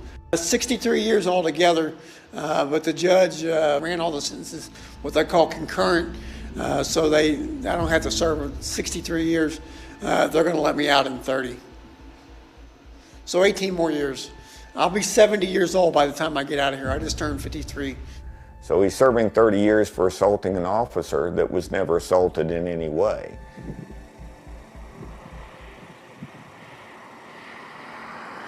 Well, the thing I find interesting about Folsom is that the day the shooting took place, he never did an official act for the highway patrol again. They put him on leave. They said that he was not fit for duty, and then he used up his vacation time. It all ended December the 23rd, I believe, and then they terminated him. He was on medical leave the whole time. They wouldn't let him go back to work. So after his medical leave expired, after he ran out all his medical leave, that's when they fired him. He was fired within a week of the... Well, yeah, about a week after the trial. And then he sued them for wrongful termination. And he took him to circuit court. He lost there, surprise, surprise. He took him to the district court. He lost there, another big surprise. But when the judge wrote the finding, it came out in the record, in the finding, that he was drug impaired during the shooting of Jeff Winehouse. During Jeff's trial, Folsom was asked if he was on any medication, and he said no. Turned out that he had failed the drug test on the day he shot me. Turned out that he had Prozac and Ambien in his system, and that's when they found out that he was being treated for PTSD. He lied under oath and said that he was not on drugs, he was not incapacitated, and he was fit and ready for duty. It turned out he had shot someone else in October 2000, and after that he was diagnosed with PTSD. From the habeas corpus case in 2000, Folsom shot and killed another suspect. Although Folsom would later discuss this 2000 shooting during his deposition in Mr. Winehouse's criminal case, Folsom failed to disclose the critical fact that as a result of that shooting, he developed post-traumatic stress disorder. Neither Folsom, Mertens, Missouri State Highway Patrol, nor the prosecution disclosed Folsom's mental health condition to Mr. Winehouse defense counsel. Additionally, when Folsom was asked directly what medication he takes and whether he was taking medication at the time he shot Mr. Winehouse, Folsom denied taking any medication at all. This was a lie. He was being treated with psychotropic drugs, Ambien and Prozac. The literature cites these drugs as being involved in cases of violent behavior. Folsom told Lieutenant Whitler that he has been undergoing treatment for post-traumatic stress syndrome for 8 years, and that he was afraid to report his condition earlier because he feared for his job if he revealed his condition. This information, which the Highway Patrol Administration had always known about, but it was withheld, exculpatory evidence withheld from the accused. They relieved him from his duty. They required him to go under a psychological evaluation. Dr. Lutz concluded that Folsom is not psychologically capable of returning to his job with the Missouri State Highway Patrol. In June of 2014, Folsom met with Dr. Wayne Stillings. According to Stillings' report, Folsom told him that because of his experience in the 2 prior shooting incidents, he will never work in law enforcement again, because his PTSD gives him false signals of being under threat. He is fearful of pulling a gun and shooting someone when they are merely reaching into their back pocket for a wallet. So I have to ask myself, if Folsom feels like his life is in danger and he shoots the perceived threat 4 times and the victim is transported to the hospital, pretty unusual that he's not handcuffed to the bed, that there's not an officer there, and the thing that amazes me the most, he's released for over 21 days. No arrest, no contact, nothing at all. The State Patrol knew where he was the whole time. They released me from the hospital. I was out of the hospital for 3 weeks before I was arrested. Sergeant Folsom said some of the symptoms of his diagnosis are that he has angry outbursts. He explained by saying that when he was notified by Captain Eberhardt that Winehouse was being released from the hospital, where he was as a result of the officer-involved shooting, and that Winehouse was not being charged with any crimes, according to Sergeant Folsom, it was at that time that he experienced an angry outburst and admitted to speaking to his commander, Captain Eberhardt, in a very angry manner. According to Folsom, he spoke to her in a way that was terse. That gives a very strong impression that the Highway Patrol was not going to arrest him, or they would have done it immediately. They wouldn't have waited 3 weeks to make the arrest, and only after the officer that did the shooting insisted in a very terse way. There's just something not right about that story. If he actually committed those crimes, he should have been arrested immediately. He would never have left the hospital. He would never have left the hospital without being arrested.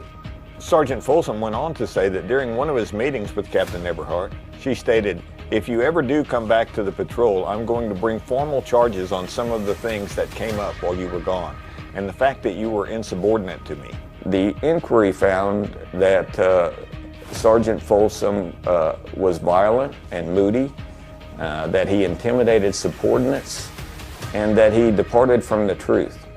The document contains written details of interviews with patrol employees who report that Sergeant Folsom departs from the truth, and subordinates of Sergeant Folsom are intimidated and suffer low morale due to Sergeant Folsom's quickly changing emotional patterns. He's become paranoid, he's speaking out, he's difficult to work with, according to the deposition, according to what other highway patrolmen have said. Even at Jeff's trial, Folsom at one time, had an outburst and was highly critical of the Missouri State Highway Patrol for not backing him enough. Sergeant Folsom said his wife is a prosecutor in the county, and the alienation by the patrol are affecting his family. And this is constantly building on him to the point that he's like paranoid and it's difficult to get along with people, his own peer group. And now he's striking out against the Highway Patrol, and now they're wanting to get rid of him, and they're wanting to terminate his employment, which goes to show that he should not be in that position. And the Highway Patrol Administration knew that. But yet, none of this was ever made available to Jeff's defense team at the trial. And exculpatory evidence is required to be revealed, and it wasn't.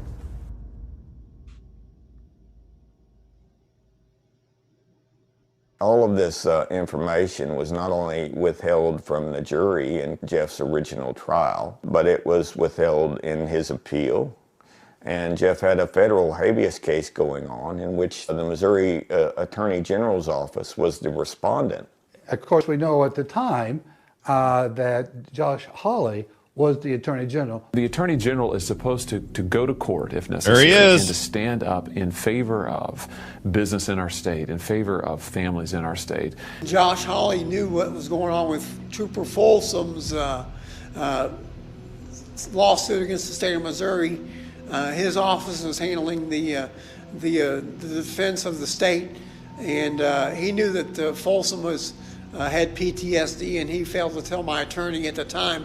While they are defending the state against Folsom, then they are at the same time keeping that information away from Jeff Winehouse. At the time, Trooper Folsom had sued the state of Missouri, and the Attorney General's office was handling the lawsuit for the state of Missouri against Trooper Folsom. So if that's the case, then he would definitely have been aware of the results of the drug test, and when the drug test was administered, and would have known Sergeant Folsom was on drugs whenever the shooting took place. He would have been aware, the Attorney General, of this from the very beginning. Now some people go, well, Josh Hawley is too busy being ambitious to become the President of the United States, so he hasn't got time to look at that. But the problem with that argument is that it's imputed in the law that if your people under you, if they know about it, then you know about it. The idea that Mr. Rogers is trying to imply is that I'm crooked and that I have deliberately withheld evidence from the defense. Whether your secretary or your investigator knew of it, it is imputed in law that you knew it. We are taking a closer look at a story we reported on yesterday about a man named Ryan Ferguson. He spent almost a decade in a Missouri prison for a murder he always insisted he did not commit.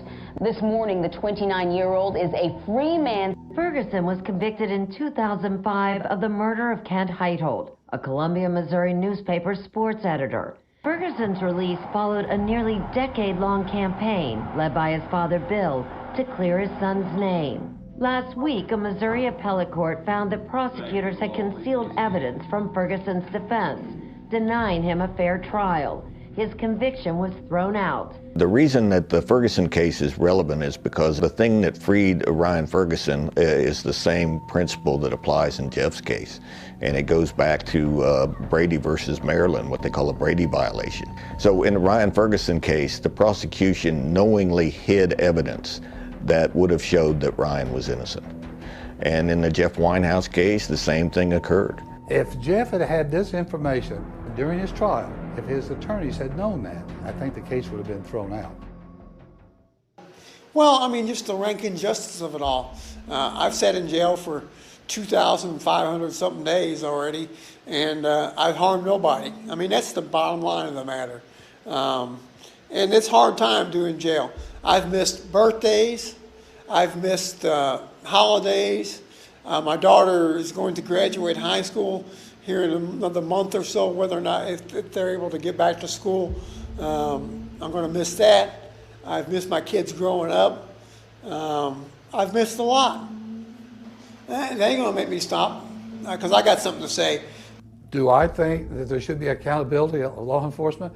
Absolutely. When we start getting into these cases, we're going to find out there are a lot of skeletons in the highway patrol closet. I was shot 4 times, twice in the head, twice in the chest, as we all know, and I'm the one in prison for 30 years. And Mr. Folsom was never harmed. Matter of fact, I've been convicted of assaulting Sergeant Folsom by shooting him, and I was the only one shot. So here I am. Jeff's not guilty of anything. You know, he never assaulted anybody. He never intended to assault anybody. They targeted him because he was criticizing the authorities. And we're supposed to be able to do that in the United States.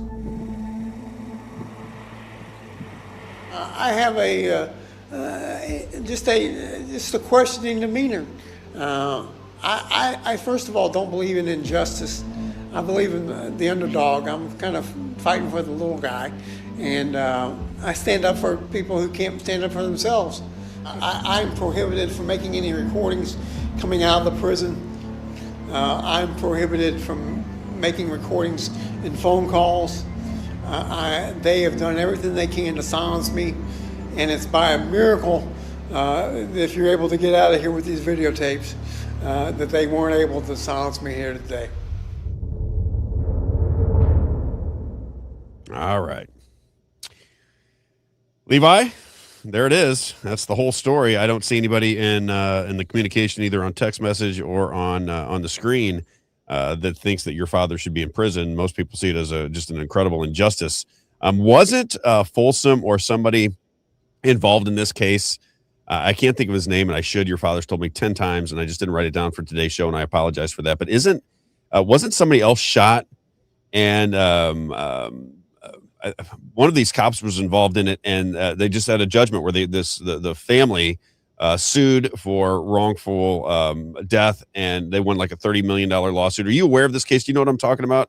I'm not entirely sure. I know the Ryan Ferguson case is kind of tied into the case of my dad. I'm not entirely sure of another officer involved in this shooting somebody. I know Folsom shot and killed somebody back in 2000. That might have been the family that is it. But I'm not knowledge firsthand on that. Okay. Anything you want to add as we close it up? Because what I want to do is I want to get we'll have somebody clip this particular program. And the idea is just to get out further and further. That's why I wanted to play the whole documentary. I think when people see the entirety of it all, and if you're a person that's into justice, which I know you are, I am, I know Isaiah is, when you see this kind of thing go down, it does kind of strike a chord of sympathy, empathy for the situation that your father and your entire family is in. And hopefully it'll create enough, spark enough, I don't know if the word controversy is the right word, but spark enough conversation that we begin to get this story out further and further and further until people have to answer questions. The sheriff's department has to answer questions. The local press has to answer questions. The politicians in Franklin County and the surrounding area, the governor's office, the attorney general, they start to have to answer questions, because there is no excuse for what went down here. You can prove this case. You can prove he didn't have his gun on his holster just by where the watch is when he gets shot. So there you go. That's out of the water. The officer Folsom says that he came in all aggressive and ripped off his seatbelt and jumps out of the car and basically is driving very aggressively towards them. You can see on the video that none of that happened. The idea that they got a search warrant because they smelled marijuana, when one cop says they didn't smell it, the other one says that he did. The one that says that he did is the one that Jeff was trying to get fired. And then the person that Jeff was trying to get fired, who's a police officer, ends up shooting your father 4 times, 2 in the chest, 2 in the head. It's a relatively simple case. I'm fascinated by the fact that the Missouri Supreme Court has not taken up the case. I believe that they struck it down again. I think it was taken to the Supreme Court and they struck it down. There was no reasoning. It was just one of many, and they just said, nope, see you back in action. And I just wonder if there's justice at all. The biggest thing that I'd like to see come of this is honestly a true retrial. A retrial with all the evidence. Let's get Folsom back on the stand. Let's play the watch cam videos. Let's get those FBI agents on the stand. Throughout the documentary, you see that there's so many people that say their story wasn't told. They were held from being able to be involved in the trial. I think the biggest thing is if we can get a retrial done, this will really bring eyes to the injustice. This will really play out all the evidence. This will really see, hey, 13 years later, you've been fired from the Highway Patrol, Officer Folsom. You're on record of saying, he ripped into the parking lot. We got videos saying that's not the case. These FBI officers testified that the initial reason you even investigated him wasn't lawful. So knowing all that now, I'd love to see him sit on the trial on a stand and say, I still feel like I did the right thing. I feel like justice was served here. Because I think in the heart of hearts, everybody involved in this knows that it was wrong, that they committed, a mortal sin, and they're going to pay for it in this life and the next, and I think the biggest thing we could do is get them another trial, get this out to the Tucker Carlsons, the Joe Rogans of the world, the people that are really going to bring eyes on this, and let's turn up the heat, man. Josh Hawley wants to be U.S. president. I can't comfortably sit there and say this man needs to be running our country whenever he couldn't even run his attorney office correctly. Right. And it really makes you wonder, these people that are in power are the same people that have always been in power, that want to continue to be in power. And we need to shake the tree and rattle some leaves and, really get some big change here. And I think the biggest thing is getting this story out, getting another trial done. And I'd love to have a trial. I mean, heck, I might get my lawyer's degree and represent him myself. It's one of those things where, it's hard to see all the evidence in this case and really come to it with the trial of quote unquote peers and say, don't exonerate this man. You know, he's guilty. Tell me it's true. You know, there's not been one person that's watched this, that's seen it, that actually took the time to take in all the evidence and not go into it with a thought in mind of the way they already feel and come out of this and said he deserves to be in prison. Whether you think what he did was right or wrong, or the crimes were committed, you know, look at it this way: time's been served. It's been 13 years. Let's get this man back home, and you know, let's get life back to normal. I couldn't agree more. What do we need to do to get a retrial? Has Jeff told you that's that, the thing. Robert? I don't know if there is. I mean, outside of the governor, the sitting attorney general, I mean, from my understanding, all of his trial appeals have been, you know, all the way up to like a habeas corpus have been run through, and essentially they never even really looked at it again. I mean, every time it was up for appeal, they essentially said, nope, we're not looking into it. No reasoning. And that's something I think that's got to get changed as well. I mean, whenever there's a trial and people are wanting to get retried, they're wanting to have an appeal heard. I don't feel comfortable that a grand jury, a Supreme Court can essentially say, we're not going to hear it, and we don't need to tell you why. Tell us why. You know, what's the reasoning for it? And getting that out there, getting the people that have made these decisions to really sit down and get in front of a camera and justify your actions, I think they'd be squirming in their seats. You know, I'd love to have somebody reach out to Folsom and try to get his opinion on it, just to see the spiral that he would be in to hear this come back up, you know. And who's out there, Isaiah? So we have Ben Brown, who I've shared it with Ben Brown. So he's the senator from Franklin County. So Representative Brad Banderman. Yeah, and Ben Brown has it in his possession because I've shared it with him a couple times on text. We got John Simmons out there. Is John Simmons somebody that we can get this video in front of? Just get the political people involved to see what they have to say. I believe that somebody involved in my group, People's Lobby Missouri, they got it in front of the sheriff. They've asked the sheriff for a comment on it, so we'll try to get a comment from the sheriff. If I have to sit down and watch it with the sheriff, I'm willing to do that. I do not believe that everybody. Franklin County Sheriff, you're saying? Yeah. I know. I do not believe all these people are bad people. I really don't. I mean, I could be proven wrong. There are people that argue with me that all the time. I think that what happened here is there was a certain there was a time frame where people, very powerful people, were getting their toes stepped on. They, and maybe in their minds, I don't know whether it's realistic or not, but they perceived in their minds that Jeff was a threat to them, whether it be through reputation or through actual physical harm. Either way it goes, it doesn't really matter to me because Jeff didn't break any laws. And that comes from the FBI. The FBI said that, not Robb Carter. The FBI said he did nothing wrong. You saw it in the documentation that they played on the documentary. So this man is not supposed to be in prison. He should be a free man. And in this country where we are, where justice is supposed to be a key pillar of our society, what they say, this is definitely injustice. Levi, are you going to be there with me? I would like to talk more about this story publicly and in front of a live audience. So on Moe's, on Cinco de Mayo, May 5th, out in Washington, Missouri, we're going to do a live show from 9 to noon. If you're going to show up there, maybe you'll take some questions from the audience. We'll expand this operation just a little bit further, get people involved. We'll get the free Jeff Winehouse t-shirts going, and I think the people of Franklin County, they listen to my show. They're wonderful people. I've been very well received in Franklin County. I think that the people out there will, so long as they're aware of it. I don't think they do. I think your dad, was convicted and the story went away. Mm-hmm. I think that they will begin to rally around the cause once they are familiar with the details. Yeah, let's get people fired up. I mean, in a sense, I'd love to schedule showings, local theaters, somebody like that, to essentially get people eyes on this and watch it, and really take in the media. And I think whenever you take in all the information that's out there, through YouTube, through this documentary, through other media sources, you can't come to the conclusion that this man committed a crime and subsequently needs to be rotting in prison.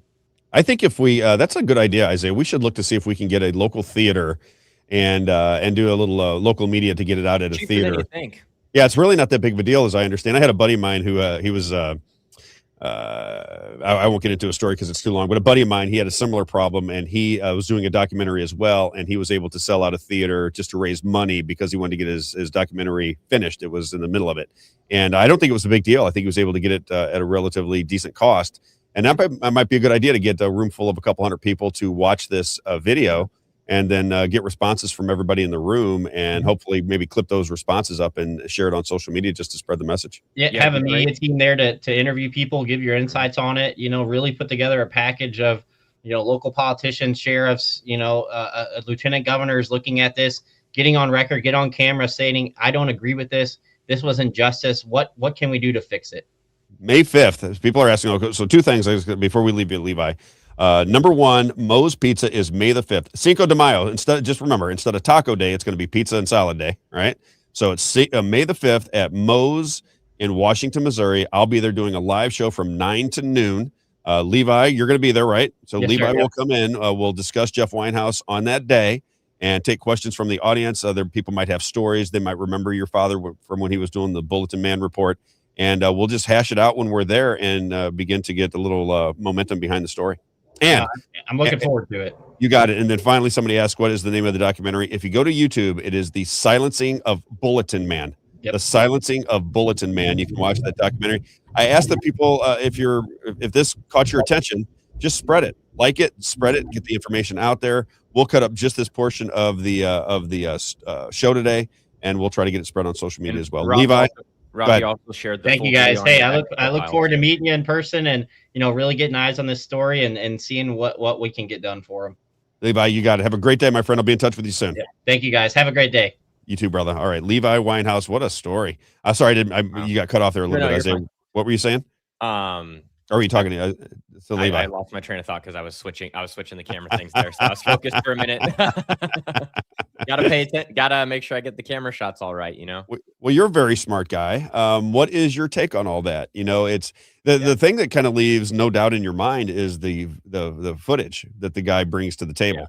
Right. So and the stories from people that I trust, that Bill Ferguson, he's the father of Ryan Ferguson, him being a part of this documentary and what he went through as a father of somebody who went to prison at like 19 or 20 years old for something that he was in bed sleeping when it happened. He didn't even know what anybody was even talking about. It'd be like somebody pulling me out of bed for a murder of some stranger in downtown Orlando. And now all of a sudden I'm in jail for 10 years of something not only did I have nothing to do with, I don't even know what you're talking about. And the guy that was in that Ryan Ferguson video, the guy that was the prosecutor, he ended up being a judge in Missouri. So he prosecutes, and I've said this, I met Ryan Ferguson.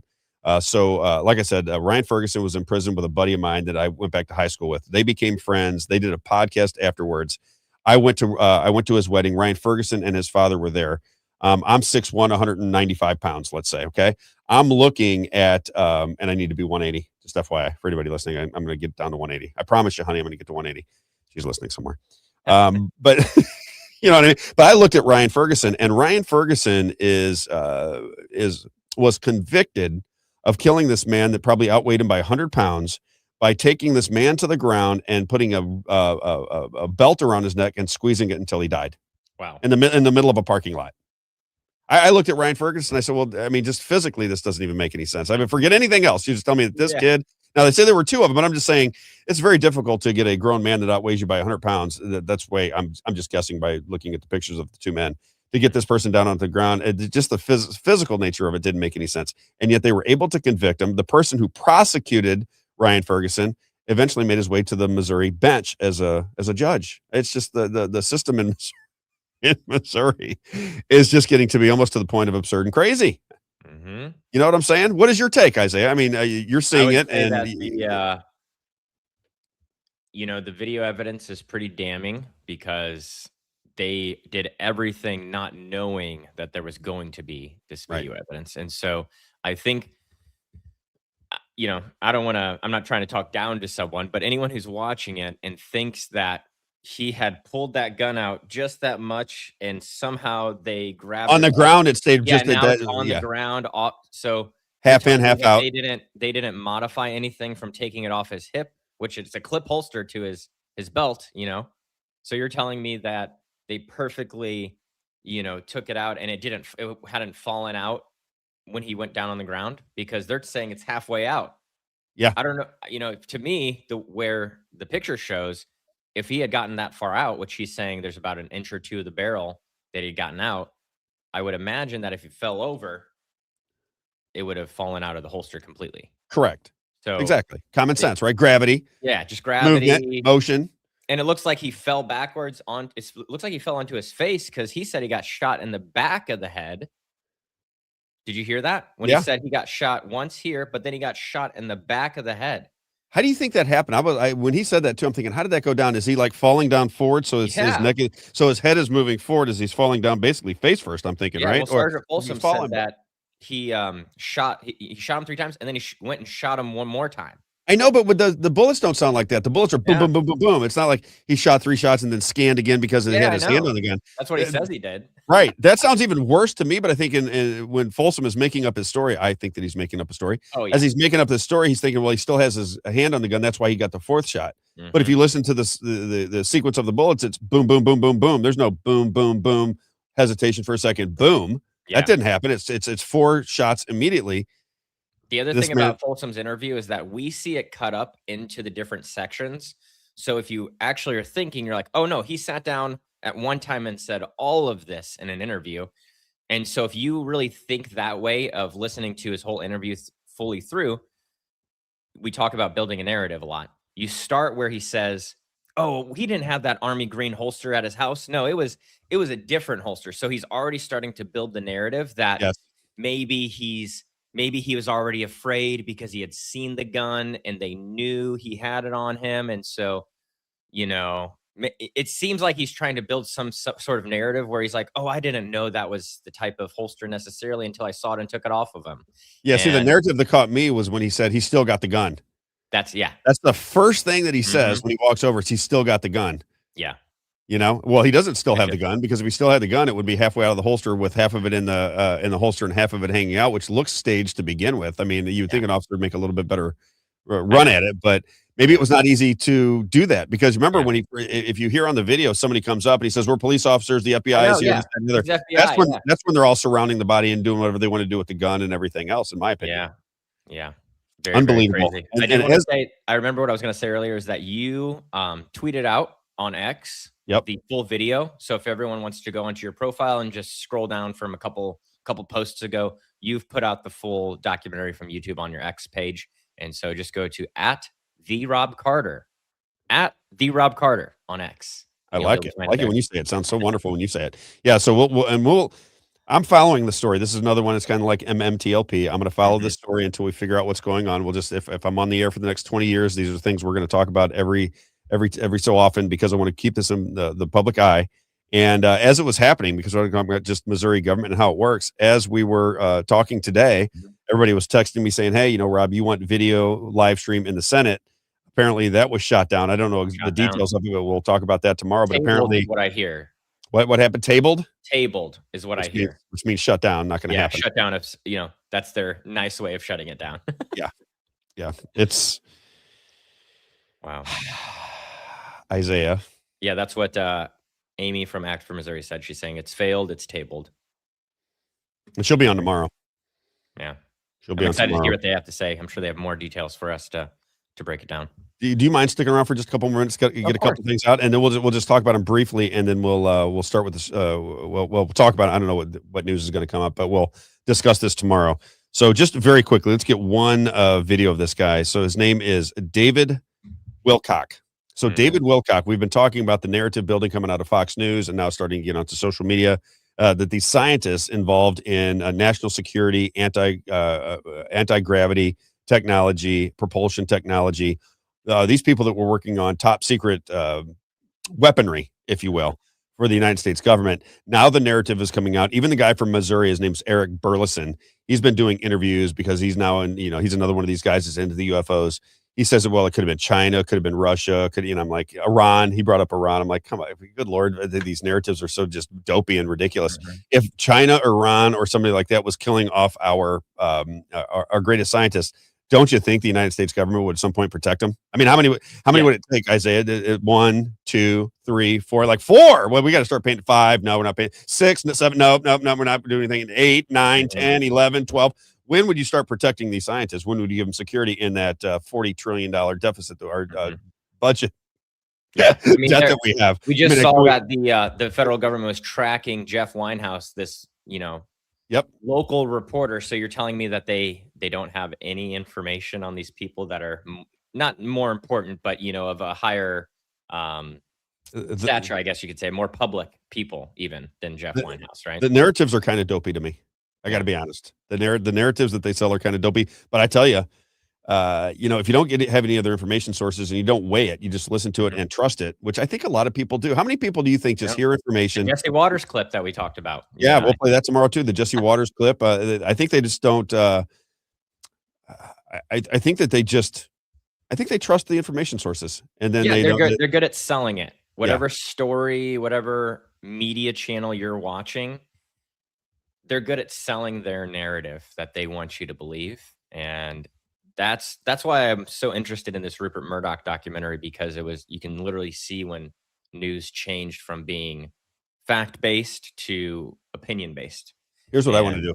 Yeah, I agree with you. Here's what I want to do. I think what my next goal in life is to sit on the Fox News set of every show, and then they ask me for my take on all of the news that they're reporting. I just want to sit there in a chair. I'll be sitting back like this. Do your 5-minute segment. Let me get my thing here. I'll be sitting like this, and they'll bring on Jesse, and they'll bring in Laura, and they'll bring in Hannity, and I'll just watch them as they report the news, and they go, "Hey, I have a question.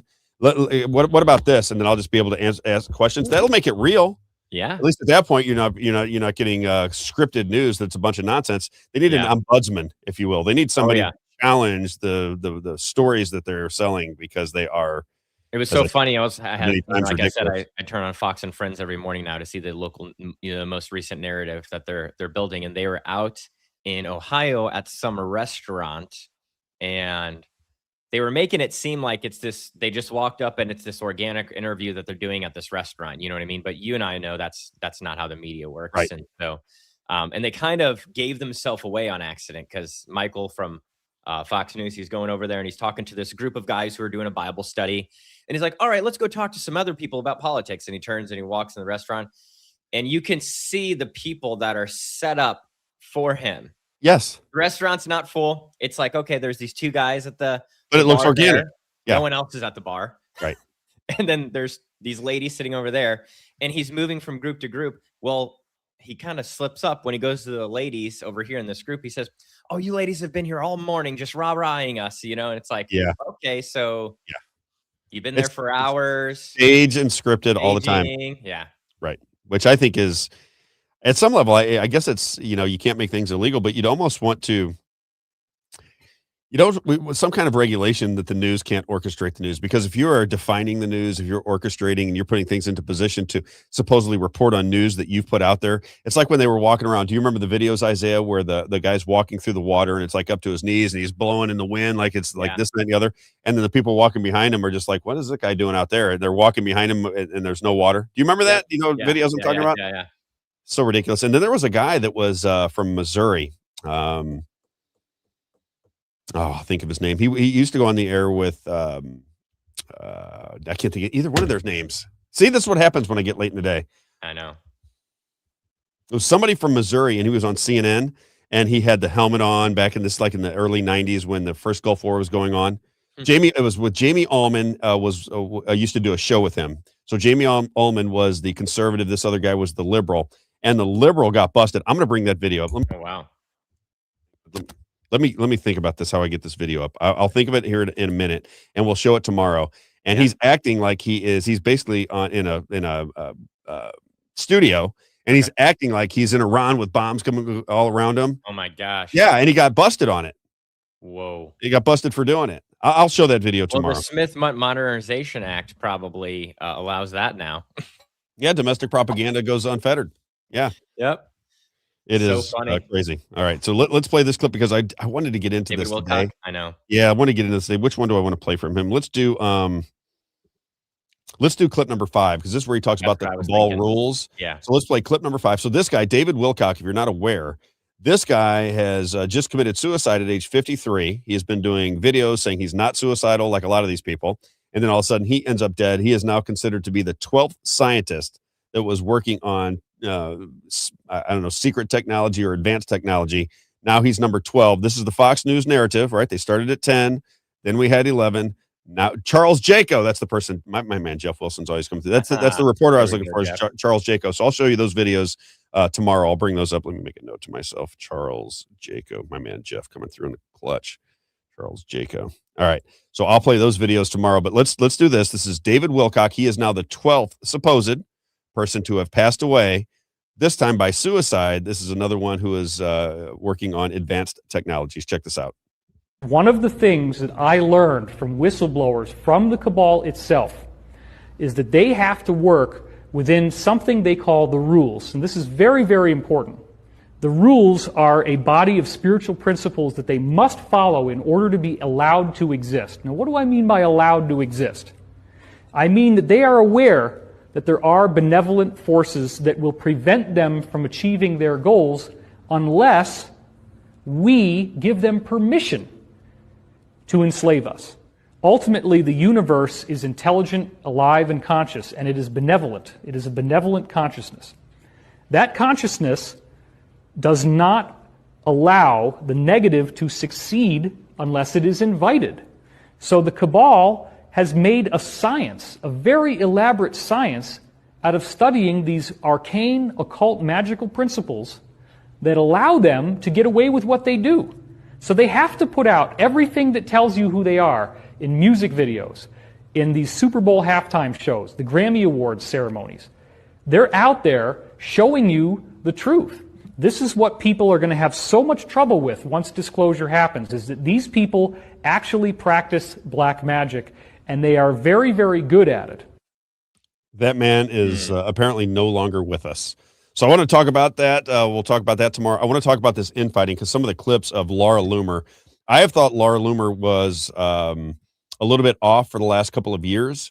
Yeah. There are people that think that Laura Loomer is the greatest thing. I don't see it. I don't understand it. She's now in a back and forth with Candace Owens, and I want to show you how, both of their fan bases are now, they hate each other. Yeah. Candace Owens is making fun of Laura Loomer. Laura Loomer is now making it very racial too, by the way. If you saw the video, she called her a nappy-headed black something, black BIT, and it sounds like it's itching something, right? So that's what she called Candace Owens. So it was bouncing back and forth between the two, and then you have the Tucker Carlson. Everybody's attacking these people now. So Tucker Carlson is in line, or is in the line of fire of Mark Levin. Remember, Robert Malone is now. What's up with Tucker Carlson? They're acting like because he is critical of Donald Trump that he was a Kamala Harris fan. This is what they're trying to sell to their audience. It's the interesting bizarre. thing about Laura Loomer is that without President Trump, she would be completely canceled. Still, she would be. She probably wouldn't have the platform that she has without President Trump, and so that's probably why she feels like she has to be loyal. Is because. There's videos of her just crying online in interviews, talking about how her life's ruined now. Yeah, we'll play that. Yeah, we'll play that. That's one of the clips we'll play tomorrow. I mean, she comes off as a raving lunatic, and then what's great is Candace Owens is very calm. Like when she plays the clip of Laura Loomer going crazy, then she comes in and she's very calm and she kind of lays it out. What they're describing with Laura Loomer is that she's got like a bat line to Donald Trump. I don't know that to be true. This is what people. Oh no, she talks about it all the time. She's like, "Oh, I just talked to the president today for like 30 minutes." It's like, "Oh, you're talking to the president in the middle of a war? Like, what's going on? He's not even going on the mainstream media, really." Right. And she comes off as a total. She sounds. What does she sound like? She sounds erratic. Is the best way I would describe it. Laura Loomer sounds like an erratic person. Similar. Yeah. Hyperbolic and screaming and yelling, and everybody who disagrees with him is got some satanic motive, that kind of situation. All right, let's get to some advertisers. Now, again, for the advertisers, if you're watching, ultimately, we'll do this throughout the show. As I said, until we get to May 1, you're getting a glimpse of how we're doing things. Normally, I would not play an entire documentary, but I have Moe's coming up on May 5th, and I wanted people to see that. I don't think people are aware of the story, and I think that people that seek justice will see that story, and it will bother them. So we will get we'll get that video out far and wide, and then on May 1st, I think we'll have all of the kinks laid out. We're buying some equipment, we're buying new cameras, so we're gonna have the Tucker Carlson experience. You're gonna have very crisp cameras that we just purchased, and I want to thank the person, they know who they are, who sent me a check for $2,000. I get a check for somebody who says, I told them I wanted to buy cameras, and then I get a check for $2,000 in the mail. It's we don't need everyone to give us $2,000. Just give it, if you can afford $5, $10, that supports the show too. So don't feel like you got to compete with that. $5 would be great. And I told you before, I prefer to have 10,000 people in the state of Missouri who believe in justice and real news and real conversation and real debate. If they would just go to People's Lobby Mo and sign up for a $5 deal, all of a sudden now you have a real media station. I mean, I have a business where this ultimately is designed, and you've talked about it with me. You know exactly what I'm trying to get done, Isaiah. Yeah. This is designed to be a new media outlet. Yep. Not just my show, but multiple people around the country. The idea is to franchise the idea of independent media through the technology that they allow us to have, which is YouTube and Facebook and X and Instagram and TikTok and the whole lot, right? Rumble. And the idea would be to say, listen, you can get your news from Fox News if that's what you want to do. But at some point, you're going to realize that the people that are really trying to get you the information, they're not in alignment with Fox News. Fox News is a propaganda outlet that is trying to they try to tie patriotism to war. That's my glasses right there. Patriotism to war. That's what they do. Yep. Right. That's just what they do. I mean, that's the reality of it all. That's what I grew up with, from the Iraq War. That's why I was so, man, I'm going to join the military. I'm going to fight for my country. You know what I mean? That's what I thought as a kid. And as you get older and older, and you kind of your eyes open, you realize, oh wow, this is yeah. And I think it seems. Right. And I think people think that I'm being condescending to Fox News watchers. I'm not. I had 20 years. Yeah. I mean, I probably watch more Fox News than most people on the planet. It was on my TV, and I worked from home most of the time, so it was morning, noon, and night. I was on Fox News. That's how it went. It just, certain sequence of events dawned on me, and I went, wait a minute, are they really giving me news, or are they just simply there to shape my opinion with half informations, not the truth of the matter, making me hate certain people, not even knowing. There's something called Crowds on Demand. Check it out, because we'll spend some time here, Isaiah, because that chewed up a lot of the show and some things I want to talk about. Look up Crowds on Demand so I can explain this to people. So the guy's name is Adam Swarth, I think it's called. And I reached out to him. He's from California. And I went through the process as though I was going to buy his services or engage in his services. Crowds on Demand, and there are many of them. They create the protesting for you. So just imagine you're a billionaire and you want to change. There it is, Crowds on Demand. If you want to change the political landscape, I can call Crowds on Demand and say, okay, I've got unlimited money. I've got as much money as I need. What I want is a protest against the Palestinian people. And I want that at Brown University. And I want that we got 2 months to get in, and they will bring the crowd. They'll print the signs. They will demonstrate on your behalf. And it's all fake. Wow. Audience, corporate events. It's called Crowds on Demand. And I talked to the owner of this company on the phone.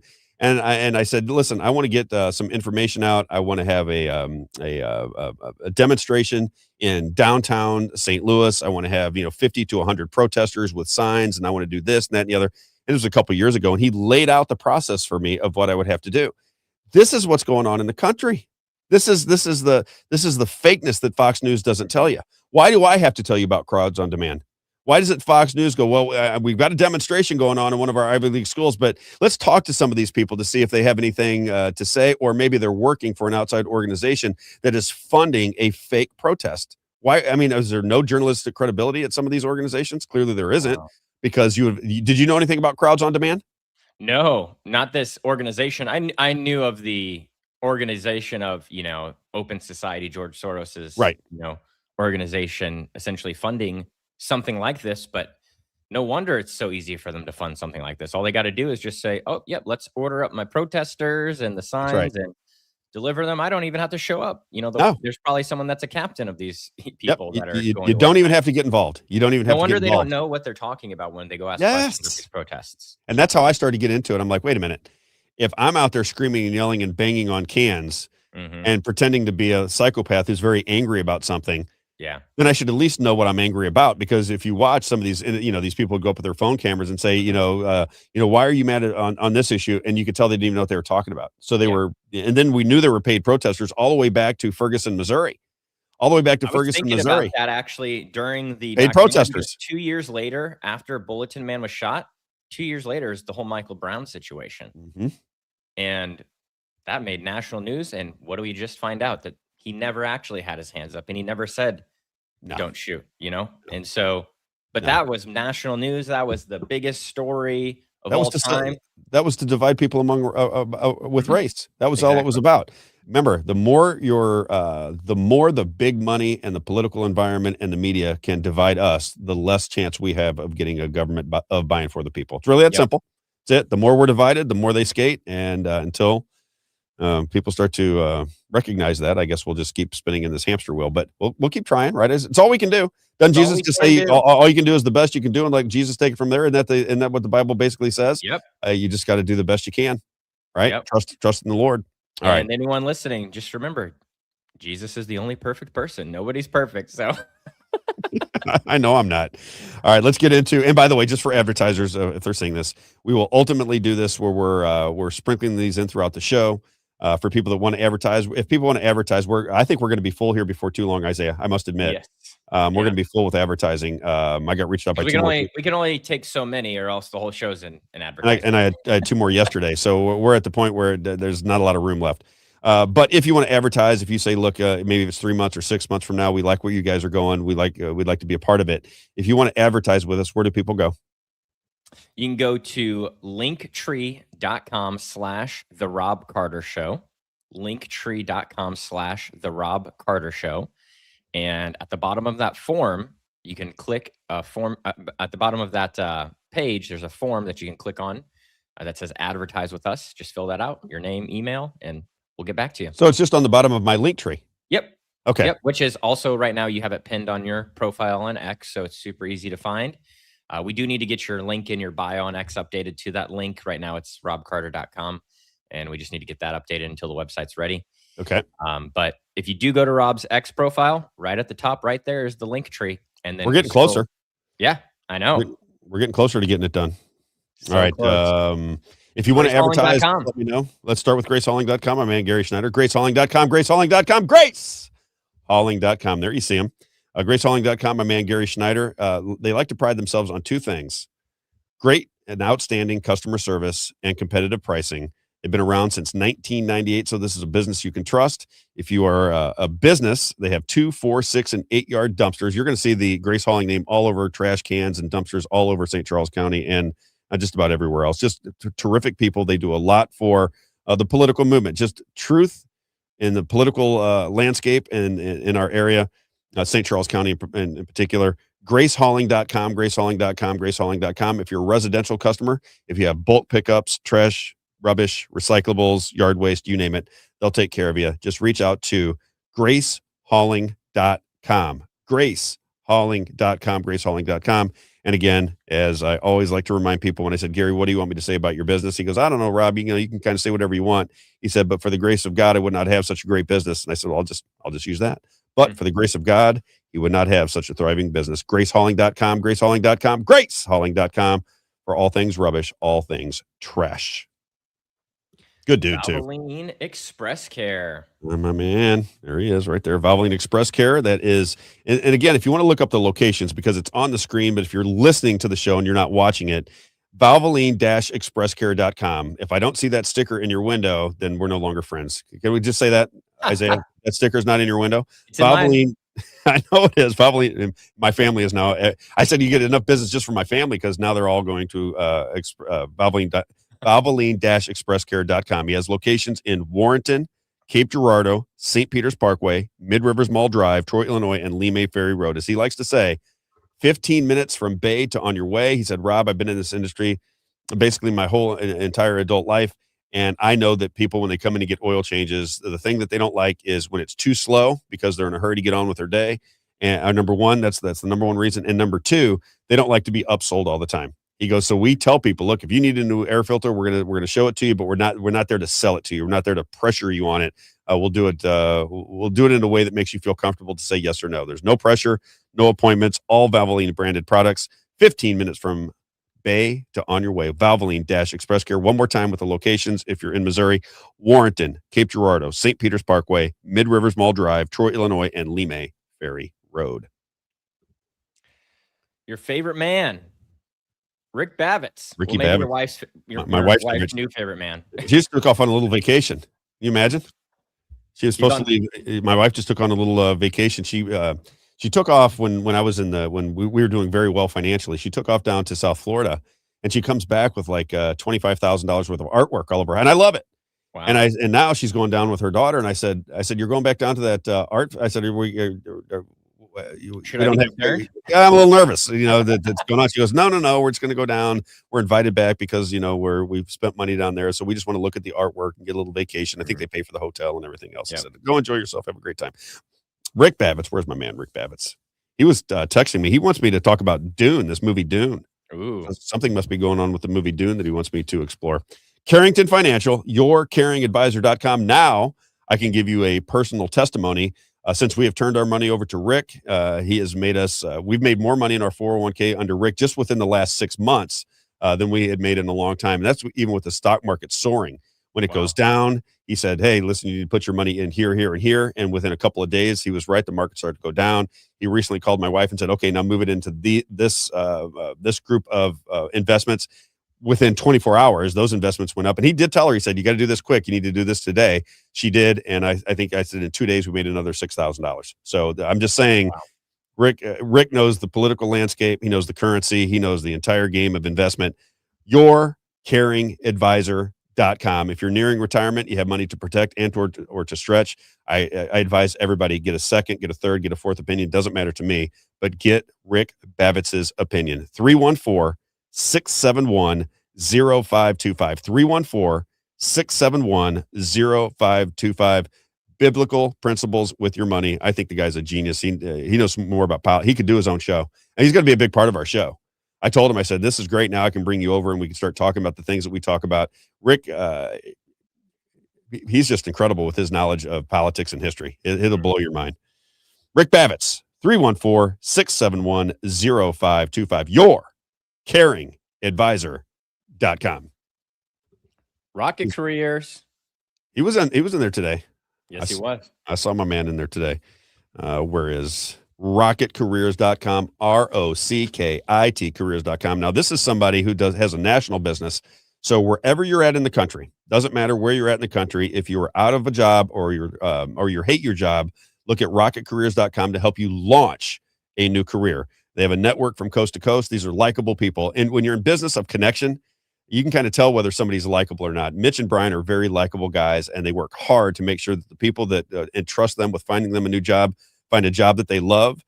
They, like I said, they know a lot of employers around in every different field of business, and they'll put you in a position to get a new job and launch a new career. Rocket, ROCKIT careers.com. And again, as I say every day, if you are somebody that has a business, but you either human resources doesn't really get the right people before you, or you just don't have the money to afford a good human resources department, lean on these guys, rocketcareers.com. They do the vetting for you. They have candidates waiting for positions. So if you need an engineer, if you need an attorney, if you need whatever you need, check out rocketcareers.com, ROCKIT careers.com. Whether you're an employee or an employer, they will take care of you. Where we're headed on May 5th, Moe's Pizza. Moe's Pizza. Everybody wants to hear the song. When Dan and I used to play this song, but copyright, we can't do it anymore. So I got to do it just a little bit different. Mike Johns and Brenda. Hey, Mo, baby. They're great people. I was just talking to them the other day. We're going to have the Cinco de Mayo event out there. Don't forget that. I'm really hoping that People's Lobby, Missouri, can start to shake hands and get to know people, so you recognize that we're on your side. We're not a bunch of people that are going to have some merch people can buy out there. Some People's Lobby. Yeah, we'll have merch, and we're not trying to cause problems. I think people think that because I can get heated and and my rhetoric gets a little fiery that I'm trying to cause trouble. I'm trying to cause awareness. That's it. Mm-hmm. It'll be the people of Missouri that decide what they want to do. We create the vehicle so you can get information out. That's why I like to have Act for Missouri on the show, Shield Maidens of Missouri, because they go down and they read the bills. I like to have people that disagree with them on the show, right? I always say I'll be respectful either way it goes. But Mike Johns has created a location in Washington, Missouri. We have a lot of political meetings out there. He's opened up his business for us. I just think they're great people. Great food, too. Great pizza, great salad bars. If you are somebody who likes sandwiches, I was watching. I haven't had one yet, but I was watching this. The breadsticks are so delicious. The breadsticks are great, and it's a family environment. You feel like you're going into your local shop. As I always say, it's a landmark in Washington, Missouri, at the corner of Grand and Fifth Street. And as he likes to remind me, he said, "Rob, God owns the place. I just work here." Moe's Pizza in Washington, Missouri, as I like to say, a landmark in Washington, Missouri. If you're in the area, Moe's. Get out there, get yourself some good lunch, maybe get you an early dinner. Moe's Pizza. Get there. Oh, and don't forget, any kind of banquets that you might be having, whether it be birthday parties, anniversaries, political meetings, or Bible studies, any kind of gathering, they'll provide the space for you. And as I always say, they'll treat you like family. Good old-fashioned business where customer service means something to them. Moe's Pizza in Washington, Don't forget Missouri. the ice cream. And the ice cream when you get out the door. If you get food and you're an ice cream fan, just grab that food or that ice cream as you're walking out the door. That tops everything off. And their ice cream is good. Man, that sounds good. Getting hungry for lunch. Yes, I'm gonna. You know, I think I'm gonna have is I might have some spaghetti today. Ooh, yeah, spaghetti sounds good. One of my favorites. One of my staples. And then last but not least, Jones Water. Jones Water. He wanted me to. He wants me to push something. I think it's this air filtration thing. Let me pull up Everett here. Matt Thompson said Matt Thompson, by the way, he said you honestly do not know who produced the video. Matt Thompson, and I've been on the phone with Matt Thompson talking about the video. Matt, I'm sorry. I'm sorry. You're right. Said that earlier. Yeah, as soon as I said that, I'm like, wait a minute. I'm talking to Matt. I thought he paid for it. I didn't realize he produced it. I didn't watch it. Matt, I'm sorry if you're watching. You're thinking of James Freeman, who reposted it on his channel. Maybe. Yeah. You remember we were talking about that. He had kind of amplified it by posting it to his channel himself. I could have just blown it. He said, we're right. Jesus is the only perfect person. So exactly. Mistakes, Rob. Yeah, I make many mistakes. Let me find Everett though, because Everett wants me. He's got an air filtration system that he put in my home, and he said, Rob, he goes, you should start talking about these. I think it's that time of year where allergies are going crazy, right? You know, it's the springtime. They used to just kill me with allergies. Gosh darn it! How many people can start with E in my situation here on my phone? There he is. Okay, so it's called Healthway Air Purification for Medical Grade Air, and he did this at my house. He goes, check this out. And he's got something that monitors monitors the cleanliness of your air. So he put it in my room, and I noticed it right away. He noticed it in me. That's how good a guy Everett is. I said, Everett, I don't have the finances to do anything right now. I said, I'm going back and forth between Florida and St. Louis. I'm spending a ton of money just getting that done. And he said, no, I'm just going to bring it over. We'll put it in your house. I want it to be a testimony so you can see whether it works or not. So it was, springtime. My nose was getting stuffed up. He could hear it on the radio when I was at Real Talk. So he brings it over. He said, plug it in. He goes, it'll clean your air in the entire house. And it did. I mean, my nose cleared up right away. I didn't have the stuffiness when I was waking up in the morning. So I'm already aware of how well this system works, but it's called Healthway Air Purification System.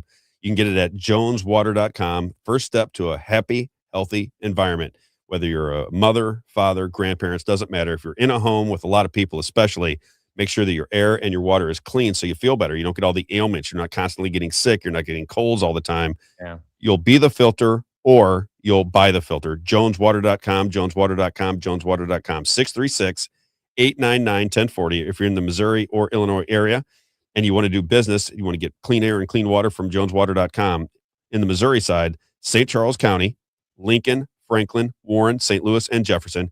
If you go to the east side, it's Madison, Monroe, Jersey, and St. Clair. Joneswater.com, you'll be the filter or you'll buy the filter. And I think that's it. We're going to add Dr. Helen Gelhop. Remember, we had her on. Yep. She reached out to me the other day. We're going to advertise with Helen. I've just got to get with her to make sure that I serve her properly. We have another guy that was on, Larry Evans. We're going to bring Larry Evans on as an advertiser. We had a couple people. Well, I said that the people that reached out, I left them emails. I think I told you this. One of them hasn't responded yet. The other one did during the show. Great. So now we're going to be up in the 8, 9, 10. What do you think? We should talk about that. This is for loyal listeners today, right? So we're talking until May 1st. This is just this show is for we the people. It's not. It isn't. Even though it is the Robb Carter Show, I can tell you guys. Rob wants this to be a show that is truly independent. Family. I want us all be on the same right. page with these things. I want us to, when people are mad at me, I want to hear it. And we say, Rob, I think you got this completely wrong about, say it's Donald Trump or Governor Kehoe or the tax bill or whatever. We got it wrong. This is the place where we can hash it out. And we may agree to disagree, but so long as we're having a conversation. Air filter to my wife because of all this. That's we buy so many different. We've bought so many air purification systems over the years because that's super important to my wife. So, just being exposed to this. Now I'm going to be talking to Jones Water. Well, that's what he told me. He said, Rob, I sold more water filtration systems last year than ever before. And I was like, I'm very proud of that. I don't know if it had anything to do with me, but it was the first year they advertised with me. So I'm going to say that It was a big part of it. Even And if it's you know, direct or indirect. it doesn't right? matter, right? It's getting the name out there. You know, I try to tell advertisers that, you know, sometimes you might be mentioning to a friend that you need you want to get a water filter, and somebody go, oh wait, I listened to this guy on a podcast or on a radio show, and I got to get the guy's name. That just happened to me. Somebody that listens to the show every single day said they wanted to get a water filtration system in their home. And they said, what's the guy's name? And I said, I read that live read every single day. You listen every single day, and you didn't remember his name. It's hard to believe. But you only recognize it, I think, on the when you need it. radio, you kept messing it up, right? I did. I was reading script. The April Air guy was getting upset with me. Too funny. No, he was Billy, if you're listening, great guy. All right, I think that's all the time we got for today. I will send out a message, as we always do, on Facebook and X, and we'll get out what the tomorrow show is going to be about. But just a reminder for those that are still with us, we'll have Amy Castro and Mike Compton from Act 4, Missouri tomorrow at 10:30. And we've got some guy from the Missouri Clean Skies. So if you're looking at those chemtrails in the air, he's been fighting for you on the behalf of Missouri citizens. He wants to get all that pollution out of the air. He knows everything about it. And we'll play some, he mentioned me. He went out to his audience. He's getting a lot of people following him on Missouri Clean Skies. I think it's Missouri Clean Skies. Mo Clean Skies. Mo Clean Skies. Is it mocleanskies.com or .org? Do you know? I think it's .com, isn't it? Yeah, look it up real fast. Keep talking. I'll find it. Yeah, we'll give him a free plug real fast. But he mentioned that he's coming on the show tomorrow, and he's got a lot of people paying attention to him, because I think, like most people, when they get into politics, whether it be in Missouri or anywhere else, you think, okay, we've got polluted skies. The citizens are going to get that pollution out of the air. I'm going to do all of the research. I'll take it up. Yeah, there it is. We'll take it up to Jefferson City. We'll explain to them that this is what the citizens want. They don't want dirty air. They don't want these chemtrails in our air. And they're going to hear me out, and they're going to create legislation, and we're going to solve the problem. Well, as he found out, that's not how it goes down. That's not how it goes down, not just in Missouri, but anywhere. I believe this to be the case. That's why I asked Bryant Wolfen about it. I think it's the case because we get half of our money from the federal government, and I think the federal government that's the businesses that are behind it. Therefore, Missouri doesn't really even control their skies anymore. That's what I think is going on. We'll figure it out. Yeah, I think we're going to have someone else on that we were getting texted about that was present at the Senate hearing that struck down the bill to have the live streaming done. I think that's what you and Jake were texting about. So I think we'll also have someone on to give us more insight into that as well, besides Amy and Mike. Yeah, I would say from 10 o'clock, 10 through, might be the rest of the show. So it'll be Missouri politics tomorrow. So if you're into Missouri politics from maybe 10 to noon, or from 10 to 11:30, at least we'll be talking Missouri politics tomorrow. We'll start getting some. We're trying to get this repetition for you guys. So there's something you can expect, each day of the show or each week, something that's repeatable. Because I know without the music, I know people are missing the music. So we want to. And I have a lady that sent me some music. She wants me to use her music. I'll throw this out there too. If you're a musician, if you make music and you have your own songs and you want to get some play, now'd be a good time to do it, because when we start playing the clips, that's what people keep asking me. They said, when the clips come, what's going to change? And you said, you go, Rob, when we start doing the clips, you're going to have millions of views because you can analyze the data. When we start putting out these clips of the story, it's hard for people around the country who see me flipping through their scroll, who don't know who I am. It's hard for them to click on and understand what we're talking about and listen in for 3 hours. But once they start seeing those clips of the issues that we're concerned about, that's going to be targeted to people that have those same issues. They're going to start paying attention to the show. They may only be watching 8 or 10-minute clips, but it's going to drive them to our website. It's going to drive them to our businesses. We're going to tie those things together. The whole operation is going to change on May 1st, and that's when you'll start to see the development of everything done, I hope, perfectly by May 1. That's the plan. Yeah. We'll have all the equipment and everything else. Anything else, Isaiah? No, I think that's it. Look at us, 3 hours and 50 minutes today. It's insane. Mostly the documentary, but yeah, mostly the documentary. That's why I'm probably going a little bit long. We got a lot of things to talk about tomorrow, so we'll knock it out right away tomorrow morning. Have a great day, everybody. We'll see you tomorrow morning at 9 a.m. on the Robb Carter Show. See you, Isaiah. I'll call you later on. See ya. All right, brother.